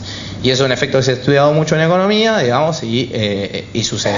Entonces, si vas a salir a buscar plata al exterior para no generar ese efecto, automáticamente tenés que ir en dólares porque hemos colocado algunas cosas en pesos. Yo no creo que estén tan contentos la gente de BlackRock que nos compró un bono a 15% de tasa fija. No, como complicado con esta tasa de interés. No sé si fue el mejor trade que hicieron, pero bueno, Toto Caputo pudo hacerlo. ¿Estamos bien hasta acá? ¿Seguimos? Si no se entiende algo o soy medio choto hablando, díganme, no hay ningún problema. Bueno, esto es lo que le quiero mostrar. Esto solo se los pongo para que vean lo que perdieron de plata. No me importa más nada, digamos. Quiero que vean los que compraron acciones, el palo que se dieron el 12 de agosto. Y me gusta poner el 12 de agosto, ¿por qué? Porque se entiende que fue el efecto paso, ¿no? Digamos, la caída, y la gran caída, que fue una... Porque nosotros, yo empecé la charla diciendo que tenemos récords en todo, ¿no? Récords en inflación, récords en deuda, en devaluación, tenemos récords absolutamente en todo. Logramos meter 2 récords acá. El del Merval y el del S&P Merval, que ahora se llama así. Pero el primero de 2001, 2002 y este es de ahora. ¿Cuánto cayeron las bolsas históricamente? Entramos en el top 5 2 veces. Es una locura. O sea, es impresionante. Realmente vivimos en un lugar que no es tan fácil de analizar las cosas. Y a los consultores se los castiga mucho, y con merecida razón quizás, muchas veces, pero está como difícil, ¿no? Como hay que entenderlos también. Pero efectivamente los activos argentinos hoy valen absolutamente nada y el flujo mata el fundamento, digamos. Si todos quieren vender porque no hay confianza en nada, no me importa si esta empresa venía ganando plata, no quiero Argentina, reviento Argentina, rompo Argentina. Llaman de afuera y dicen, no estés más en Argentina. No, pero esta empresa va ganando buena plata, no estés más en Argentina. Chao, vende, pánico total, vendés y llegás a valores que son como si hubieras muerto, ¿viste? Como si el país hubiera desaparecido y se lo hubiera comido el Atlántico. Entonces vos decís, bueno, ¿qué pasó? Y un poco lo que pasa es esto, ¿no? Es la confianza. Y es la confianza de todos los capitales que en algún momento habían entrado a sostener cierto proyecto, que tuvo muchísimas falencias, a mi parecer. Hoy la desconfianza lo mató, digamos, las elecciones PASO lo mataron, porque ya se intuye, se prevé, con 17, 15 puntos de diferencia que tienen en las PASO, que improbablemente ganen y siga un proyecto que intente normalizar la economía. Reitero, yo no quisiera estar en los zapatos de la oposición, la verdad. Me parece que lo que van a agarrar va a ser complicadísimo. Porque, reitero, la deuda está alta, con lo cual salir a endeudarte afuera es muy complicado, sobre todo si el riesgo país sigue estando así, arriba de 2.000 puntos. Si el riesgo país está arriba de 2.000 puntos, no te financia nadie porque tu riesgo es enorme, o si no tenés que salir a tomar una deuda que sea de 25% en dólares, un delirio, digamos, ningún país lo hace. O empezar a endeudarte con algún país amigo, pero el país amigo ya era el fondo, y si el fondo te suelta la mano, nos recontravimos, ¿no? Y vamos a analizar esto. Bueno, voy de este lado ahora. Las burbujitas acá. Bueno, esta es una linda historia que les voy a contar. Desde 1984 empieza la historia de una relación, una pareja que se conoce, que es Argentina y el Fondo Monetario Internacional. Cuando empiezan la relación en 1984, no contaba tanto, era como se llevaban bien, pero hasta ahí. Argentina representaba poco todavía del total de créditos que tenía otorgado el fondo, ¿no? El fondo entró como una institución, digamos, de varios países que tiene una comisión directiva con varios directores adentro. La mayoría son de Estados Unidos, entonces eso también tiene que ver con las relaciones que hay con Trump. Pero siempre Argentina representó poco del Fondo Monetario Internacional. No sé si es poco, pero una cantidad por lo menos manejable. Lo que pasa es que hoy la situación es completamente diferente. Y antes de que ingrese los 5.400 millones de dólares, que esperemos que ingresen para no tener todavía más caída, representamos 47,3% del total de créditos que tiene otorgados. Y esto es básicamente cuando vos vas a un banco y le decís, necesito plata, y te dice, ¿cuánto necesitas? No sé, 10.000 pesos. Y te dice, bueno, 10.000 pesos te doy. Pero te empezás a endeudar con el banco, después te pago, y llegas a una deuda de 100.000 pesos y el banco tenía para prestar 120. ¿Quién tiene el problema ahora? ¿El banco o vos? Y ahí se complicó, ¿no? El Fondo Monetario Internacional, por lo menos tiene un socio. No sé si tiene un problema, tiene un socio. Y somos nosotros. Si logramos voltear al Fondo Monetario Internacional, nuevos récords. Es una cosa impresionante. Pero esperemos que no suceda. No, digamos, hay mucha plata detrás, hay otros países involucrados, Argentina tiene una cuota relativamente baja al resto. No digo voltearlo, pero logramos una incidencia como importante a nivel mundial. Nunca antes se había logrado algo similar. 57.000 millones de dólares. Bueno, este era el calendario de letes que ahora pasa a dejar de tener un poco de sentido, ¿no? No sé. Porque lo que acaban de anunciar, se los digo, por ahí no estuvieron leyendo el diario en los últimos 5 minutos, porque hay que hacer F5 cada... ¿no? ¿Leíste? Venía a contarlo porque yo no lo entendí. Bueno, no, efectivamente salió Lacunza a hablar, nuestro nuevo y flamante ministro de Economía, Y lo que dijo es básicamente, bueno, vamos a las institucionales no les vamos a pagar las letes ahora, se las vamos a pagar más adelante. A los minoristas, quédense tranquilos que les vamos a pagar a todos. Y vamos a mandar un proyecto al Congreso para que básicamente los bonos del año que viene tengan un reperfilamiento. ¿Qué significa esto? Postergar los intereses. Entonces que la cantidad de intereses que tiene la economía para el año que viene baje. Y ahora vamos a la cantidad de intereses. Por eso la presentación me quedó toda doblada, pero por un tema de que no es que tengo dislexia, sino que acaba de cambiar todo. El perfil de intereses de la deuda, lo que tenemos que pagar de intereses, como se paga de cualquier crédito, ascendía más o menos. Acá hay gente que dice que el privado es el único que importa. Es más o menos así, porque el sector público tiende a financiarte de nuevo. Le pegas un tubazo al ANSES y le decís, che, renovame, estoy en las malas, renovame. Y el ANSES dice, bueno, dale, ya fue, te renuevo. Pero básicamente podríamos mirar como con preocupación por lo menos los 8.200 millones de dólares que teníamos que repagar, sin contar todos los vencimientos de las letes que nos quedan para este año, que son las que quedaban de acá en adelante, que eran más o menos 7.280 millones, que eso entra en capital igual, pero no importa. 8.200 millones es lo que teníamos de pagar de intereses el año que viene. Y acá en capital 21.000 millones de dólares. Después sumado lo de las letes acá, así que podía ser todavía más, dependiendo cuándo se renueve. Es difícil hacer el cálculo si no se sabe cuánto va a ser la renovación. Pero, a simple vista, 29.000 millones de dólares que teníamos que pagar el año que viene. ¿Se puede? No hay reservas netas para hacer eso. Habrá que llamar a China, a Trump, a alguien, para que esta situación cambie.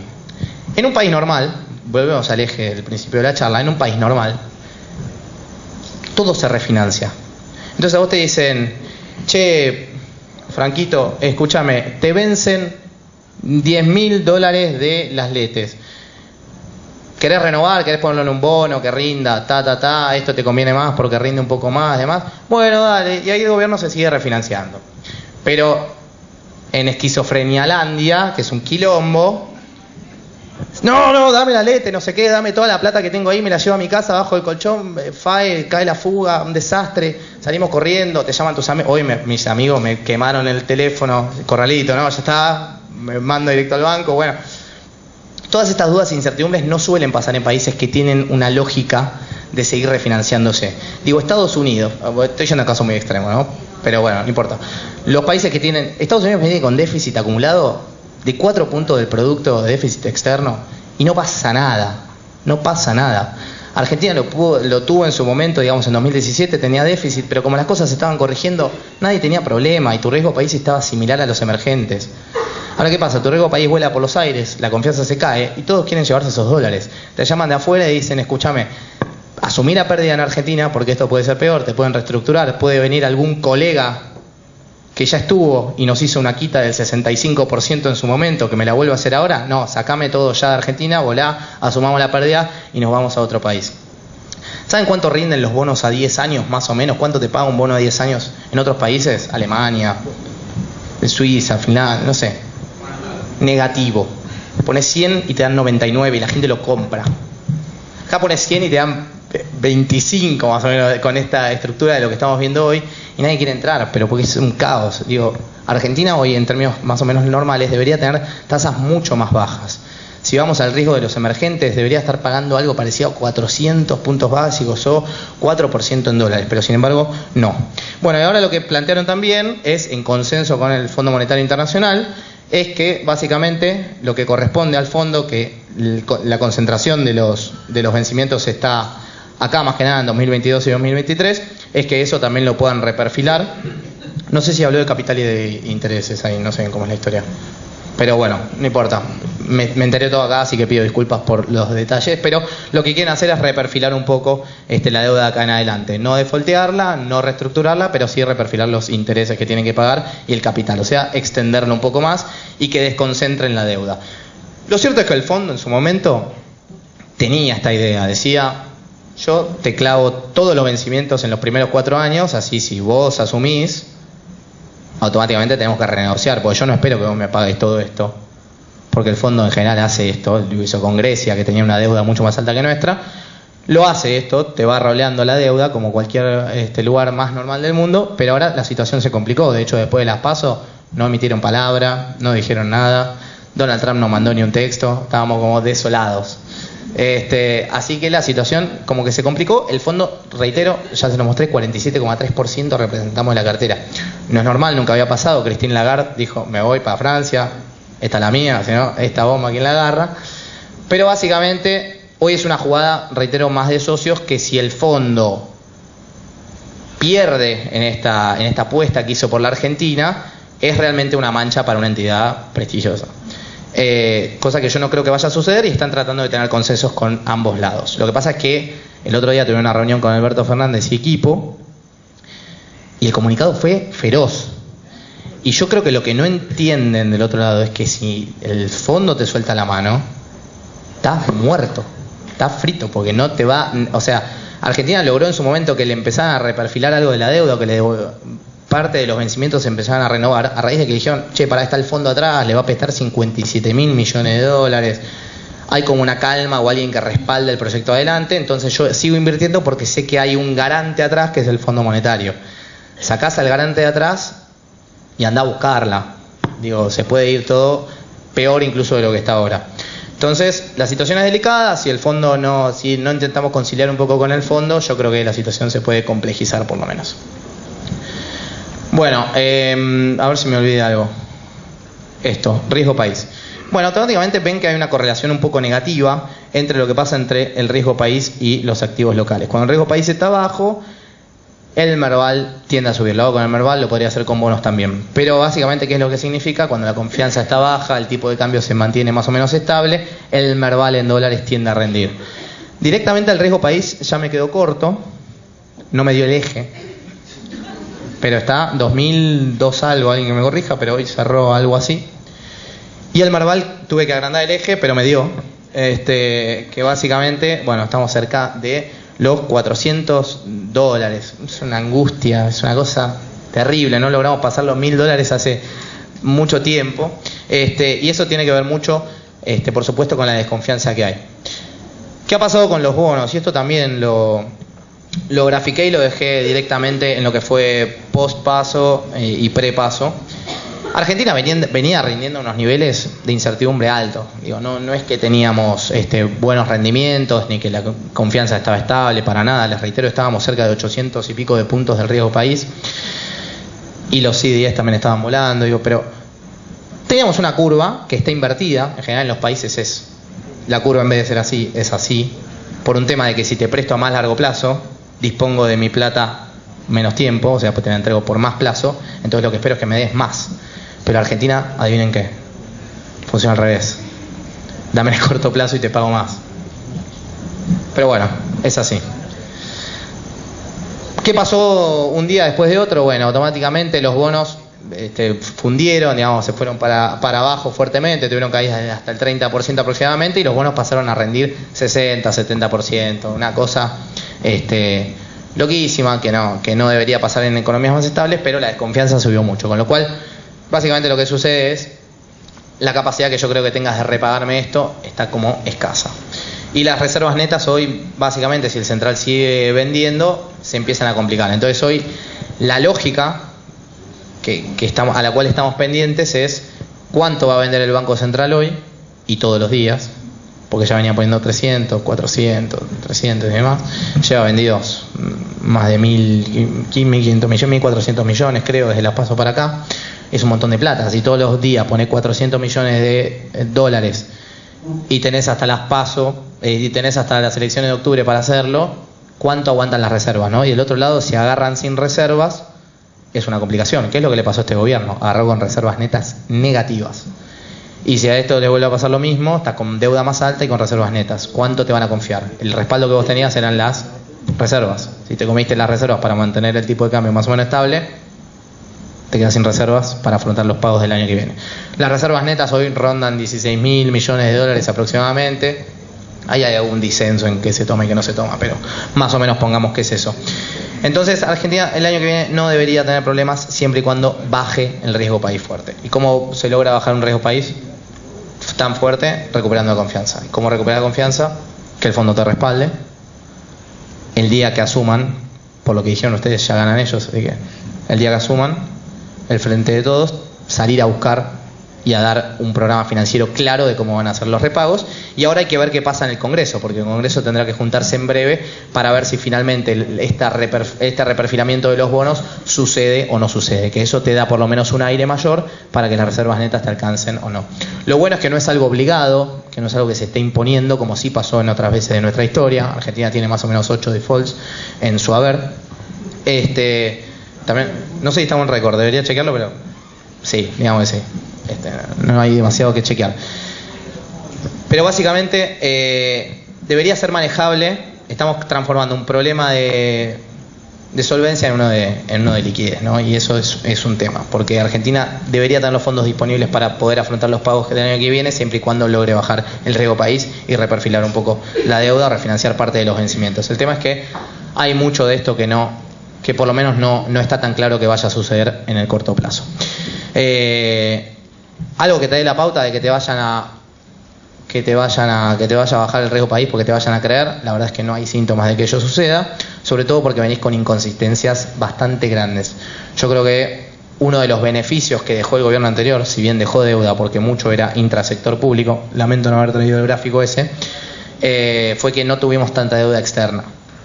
Y la deuda externa ahora, como es bastante amplia, más o menos 50% del stock, bueno, se empieza a hacer un problema y no te van a financiar tanto si tenés deuda. Es lo mismo que ir a un banco y decir, che, tengo 700 millones de dólares de deuda con otro, ¿no me querés prestar algo? Y no, como anda cancelando lo otro, vemos después cómo estás financieramente y después por ahí te presto.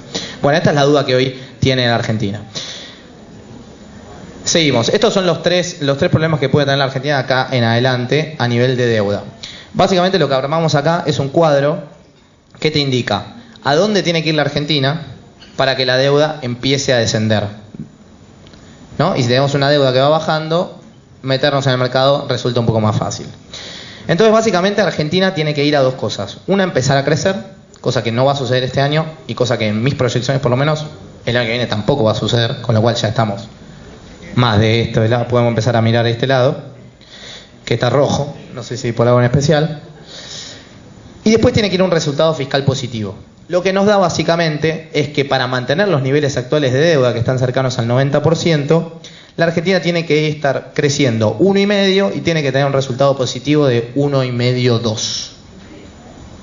¿Creen que el año que viene llegamos a un resultado fiscal primario de 1,5, 2? Yo no lo creo. ¿Creen que el año que viene crecemos al ritmo de 1%? Yo no lo creo.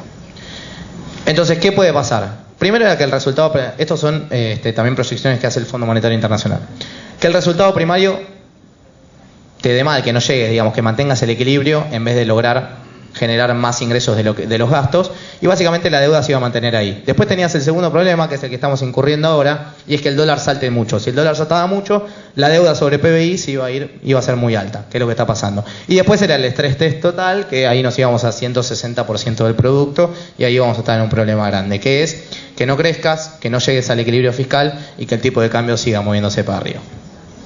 Las formas que han adquirido, por lo menos del gobierno previo y que probablemente sea el próximo, como el Alberto Fernández, supuestamente más moderado, es que no van a poner un cepo cambiario.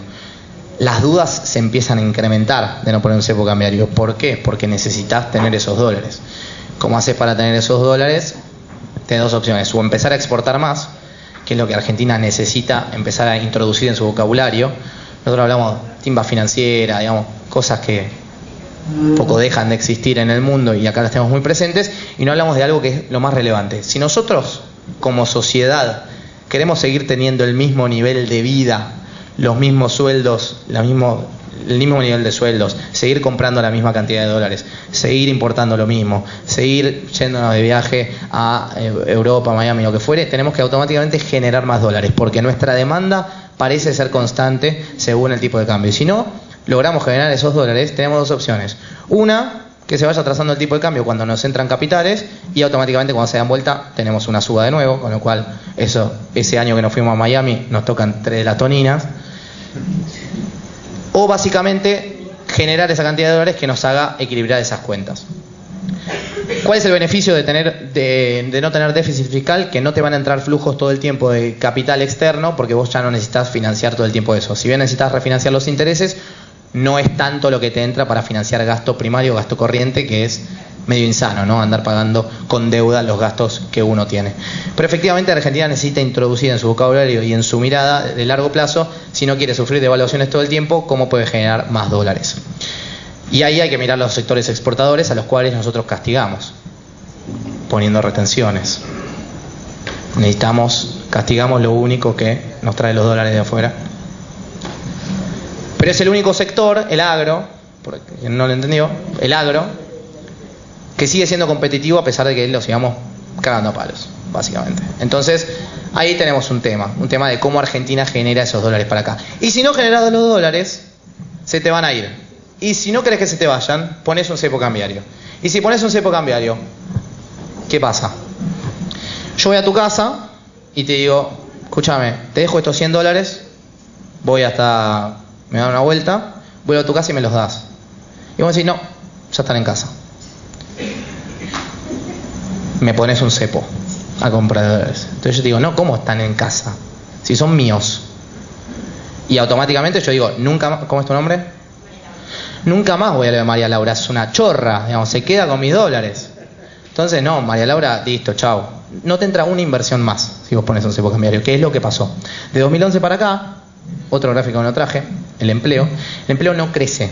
Digamos, en Argentina, cosas que suenan mal en Argentina. Vamos a las palabras que suenan mal en la Argentina. Timba financiera, empresas directamente, es como un concepto que está mal visto. La especulación, por supuesto, y demás. Y después lo que pueda llegar a pasar con el tipo de cambio, ¿no? Que es todo el tiempo estamos en la misma dinámica de qué puede suceder.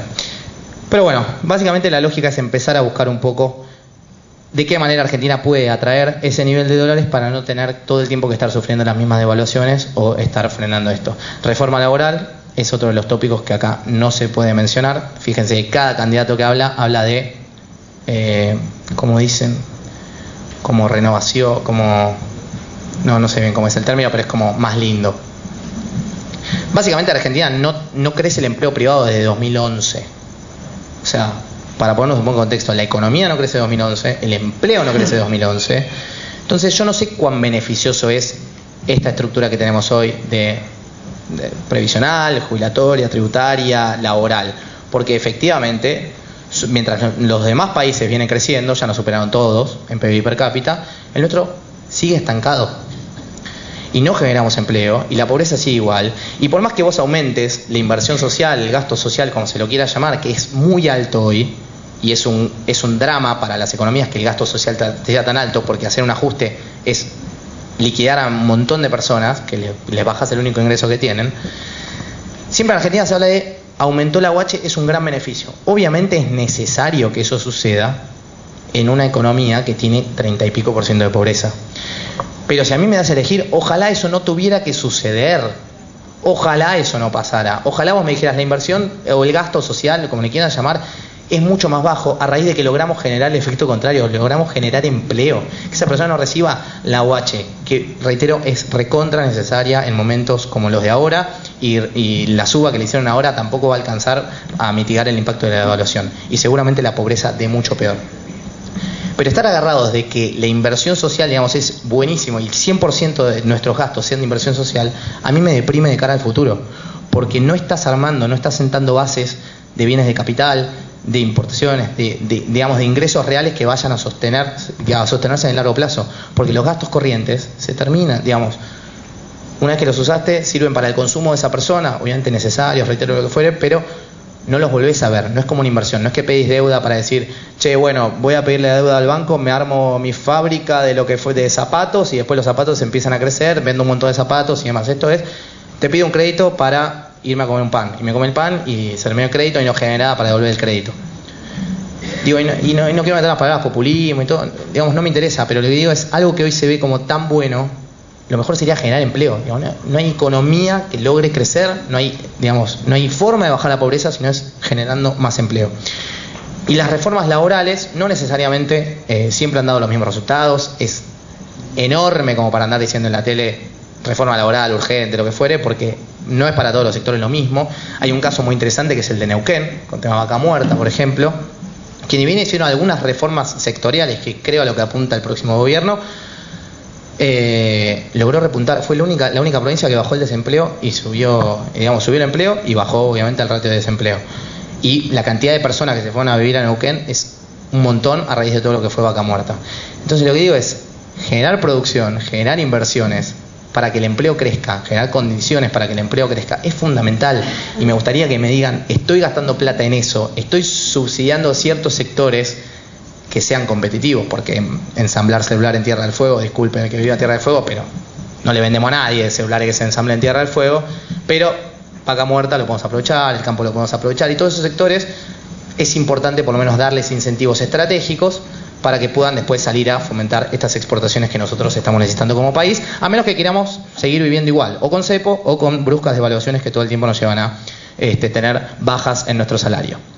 Bueno, ¿qué puede pasar a partir de ahora? Tenemos un escenario positivo, ni bien empezó el año, un escenario medio, ni bien corrió el año, un escenario completamente negativo a fines de este año. Pero básicamente las incógnitas quedan para 2020. ¿Qué puede suceder a partir de ahora?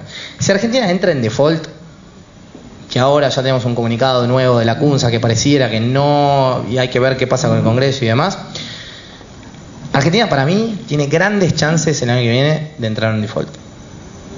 Grandes chances si todo sigue igual y no sucede todo lo que acaba de anunciar la CUNSA de reperfilamiento. Hoy, como están las condiciones, con 16.000 millones de dólares netos, teniendo que pagar 29.000 millones, que nunca es el 100% y demás, lo que fuere, Argentina tenía grandes chances de entrar por lo menos una quita.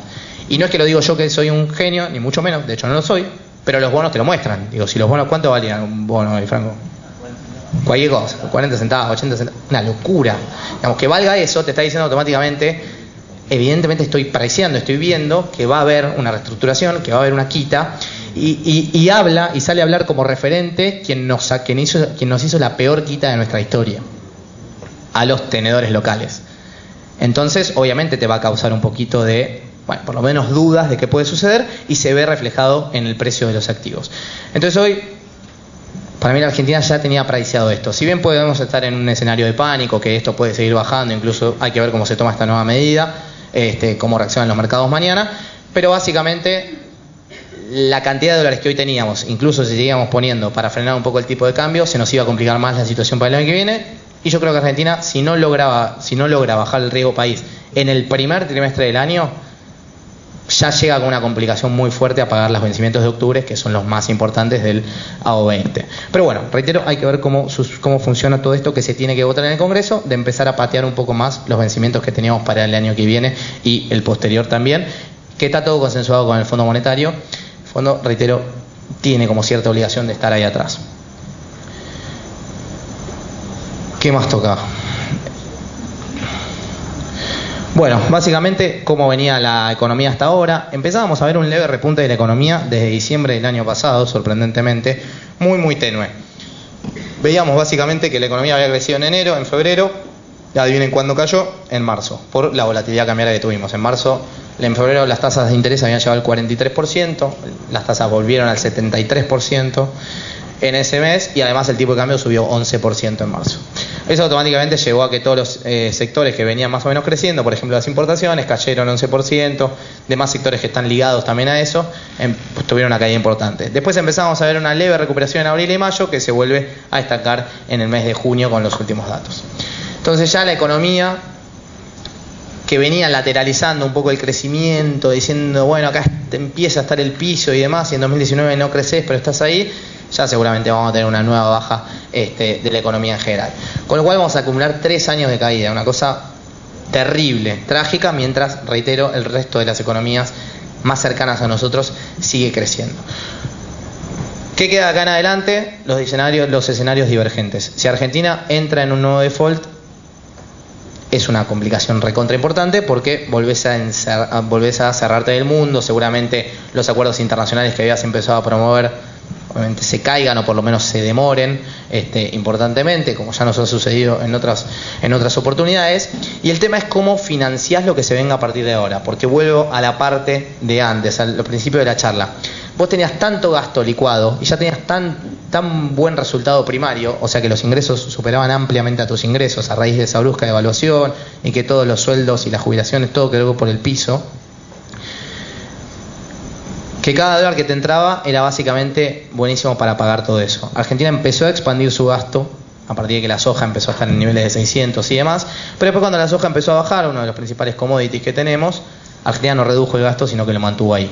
Y ahora la gran incógnita es, básicamente, ¿qué va a suceder el año que viene si no tenés acceso a los mercados internacionales? Si abrís el grifo de la maquinita de la emisión monetaria, agárrense, porque ahí no sé dónde termina la inflación, pues porque la demanda de pesos ya vemos que está bajísima hoy, imagínense el año que viene, si sigue todo igual y empezás a darle a la máquina de pesos, esos pesos que ahora muchos no quieren, automáticamente el año que viene, si son más, menos lo vas a querer y la inflación puede ser todavía superior. Con lo cual los escenarios son completamente divergentes. Si se logra consolidar un escenario con la deuda que sea estable, si se logra arreglar con los tenedores de una manera racional, Argentina puede tener algún sendero un poquito más optimista, pero yo creo, reitero, que el año que viene vamos a caer por lo menos un poco más y que las inversiones van a tardar mucho en venir, por lo menos hasta que se aclare el panorama. ¿Qué quiere hacer el próximo gobierno? Algunas reglas claras, y con esto voy cerrando, no sé en qué horario estamos, quizás aburrí un poco, estamos bien. Quiere fomentar mucho vaca muerta, hay que ver cómo lo hacen. La última resolución de vaca muerta del gobierno molestó y mucho a las petroleras, enojadísimas. YPF empezó a especificar los contratos que tenían dólares con sus proveedores, con lo cual ya eso molestó mucho a los proveedores. Se empieza a romper una cadena que estaba dolarizada, que automáticamente a nosotros nos llegaba como más caro, pero fomentaba un nivel de, como yo les digo, una actividad enorme como es vaca muerta y que la vamos a necesitar. Eso lo quieren seguir desde el Frente de Todos, digamos, están bastante seguros que esa es una de las políticas que incluso el gobierno ha manejado mal, dicen ellos. Yo creo que han hecho muchas cosas bien, muchas cosas mal, pero la balanza energética en Argentina venía siendo deficitaria, o sea, nosotros importábamos más de lo que generábamos. El ex ministro de Economía decía que eso era era algo bueno porque significa que estábamos produciendo más. No, efectivamente no era que estábamos produciendo más, sino que nosotros internamente energía no hacíamos absolutamente nada. Esa balanza se empezó a dar vuelta, es importante mantener eso, importante para las cuentas externas y también obviamente localmente para generar empleo, divisas y todo lo que ya conocemos. Que se pueda exportar al mundo, eso es algo espectacular. Hoy de vaca muerta hay más o menos explotado el 5%. Y ya generó un montón de empleos. Imagínense el potencial que puede llegar a tener uno de los recursos más importantes, hoy demandado en el mundo también. Después hay que ver lo internacional, cómo juega. La guerra comercial entre Estados Unidos y China. China este año bajó mucho la cantidad de soja que trajo, digamos, que importó. ¿Por qué bajó mucho? Porque le agarró la fiebre africana a los porcinos, tuvo que reventar millones de chanchos. Los chanchos se alimentan de soja. Automáticamente toda esa soja que quedó ahí llegó a una baja en el precio, porque ya tenía algunos convenios con China que, bueno, finalmente se terminan dando de baja, con lo cual el precio de la soja se vio bastante afectado. Lo que se espera para el año que viene es que repunte bastante la demanda de China a raíz de que se empiece a equilibrar esta situación, no tanto, pero un poco, y Estados Unidos, si sigue con esta guerra, Argentina empieza a tomar por lo menos algo más de potencial para el año que viene. Hay que ver cómo se llevan con el campo, que yo creo que seguramente le pongan retenciones. ¿Y por qué creo que le van a poner retenciones? Por lo siguiente, con esto voy a terminar. La economía, como les dije, los gastos están indexados, pero los ingresos no están indexados. Esto quiere decir, las retenciones tienen un tope fijado en pesos. A medida que devalúas más, tenés un tope fijado entre 3 y 4 pesos que te hace recaudar menos si el tipo de cambio sube. ¿Qué van a hacer? Seguramente subir ese tope o por lo menos atar directamente de nuevo las retenciones en un porcentaje y no con un determinado valor del peso. Porque hoy lo que te está pasando es que venís con todos los gastos de atrás indexados, pero no los ingresos. Entonces lo que van a empezar a hacer es buscar por el lado de los ingresos. Quieren frenar con el ajuste, es un poco la palabra que buscan, dicen que no consensúan con el fondo en la metodología que tiene para llevar la economía adelante, que no es por el lado del ajuste, es por el lado del crecimiento. El crecimiento en la economía no es exógeno. Digo, muchas de las fórmulas, y acá me salgo de la disparidad que hay entre los dos frentes más palmables, el crecimiento no es exógeno, no es que, hay que crecer. Y cuando le preguntás cómo hay que crecer, bueno, hay que crecer. Digamos. Sí, ya sé. Digamos. No creo que este gobierno no haya querido crecer, que lo hayan hecho como de maldad. Pero hay que tener muchas cosas en cuenta. Que vengan inversiones, que el consumo empiece a repuntar, el consumo privado que está caído, que el gasto público se amplíe. Digamos, el gasto público hoy genera una gran proporción de lo que es el crecimiento, pero hoy estás en un periodo de ajuste y es lo que te está llevando también a esto. Y por otro lado, la reducción de impuestos, que es necesaria, me parece que es vital, vamos a ver cómo la manejan en los distintos sectores, y yo creo que va a ser un gobierno que apunte muy sectorialmente. Suelen hacer eso, suelen tener tipos de cambios diferentes, que es algo que para mí va a suceder seguro el año que viene: dólar tarjeta, dólar ahorro, dólar turista, dólar bla bla bla, todo eso va a suceder seguramente. Porque la idea que tienen ellos es que no es algo que tiene que ser discrecional, digamos, que se bajen los impuestos de la economía, sino que se bajen a diversos sectores que sean competitivos o que les pueda funcionar. Lo cierto es que no está del todo mal esa teoría, los tipos de cambio diferenciados no funcionan en general, pero al margen de esto, la reducción impositiva y los aranceles en distintos sectores es algo que está, digamos, que es lógico. El tema es ver en qué se implementan. Digo, como les di el ejemplo de Tierra del Fuego, hay otros millones de ejemplos más que se fomentan industrias que no son competitivas. Entonces te abrís 2 minutos al mundo, abrís una puerta para que te entre media importación y te liquidó una empresa que tenías ahí sostenida en base a nada. Entonces, la lógica sería empezar a pensar en industrias competitivas de acá a 10 años con reducción de impuestos que sea por lo menos progresiva a lo largo del tiempo. Bueno, no les voy a robar más tiempo, muchas gracias a todos, un gusto haber estado acá. Si queda alguna consulta. Gracias a todos.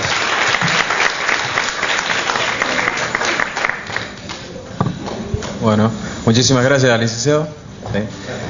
Para hacer el saludo final y antes del sorteo, invitamos a la contadora Ana Berkovich, ¿sí?, representante de Caja de Previsión de Ciencias Económicas ante la Coordinadora de Caja de la República Argentina.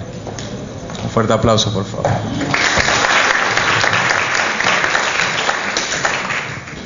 Bueno, solo para cerrar, agradecerles muy especialmente la posibilidad de haber podido tener esta estupenda tercera edición de jornada para jóvenes profesionales de la provincia de Córdoba. Agradecer especialmente a todos ustedes, los participantes, que como dijo el magíster John Boretto, es difícil por estas épocas encontrar jóvenes con ganas de sentarse toda una tarde a reflexionar sobre temas que hasta hace medio minuto no son nada divertidos. Así que gracias a los recursos humanos que hicieron posible esta jornada, simbolizados en la persona de María Eugenia Iglesias, que acá nos acompaña, y a todos los que colaboraron con ella. Agradecerle al doctor Pauli, que acaba de desafiar un importante y serio accidente personal y estuvo aquí reunido para darnos un mensaje muy claro y muy definitorio de nuestros destinos. Al magíster John Boretto, que nos puso de caras al futuro, y a Santiago Bulat, en nombre de Balance, que bueno, nos acercó una linterna para iluminar tanta tiniebla. Así que yo pienso que todos somos seres simbólicos y cada detalle de los que hoy recibimos va a tener un valor y un significado muy especial. Intentamos que no sea una jornada más de formación, intentamos que sea una jornada de formación de nuestros destinos. Intentamos llegar al corazón de ustedes y bueno, esperamos haberlo logrado, así que nuevamente muchas gracias a todos.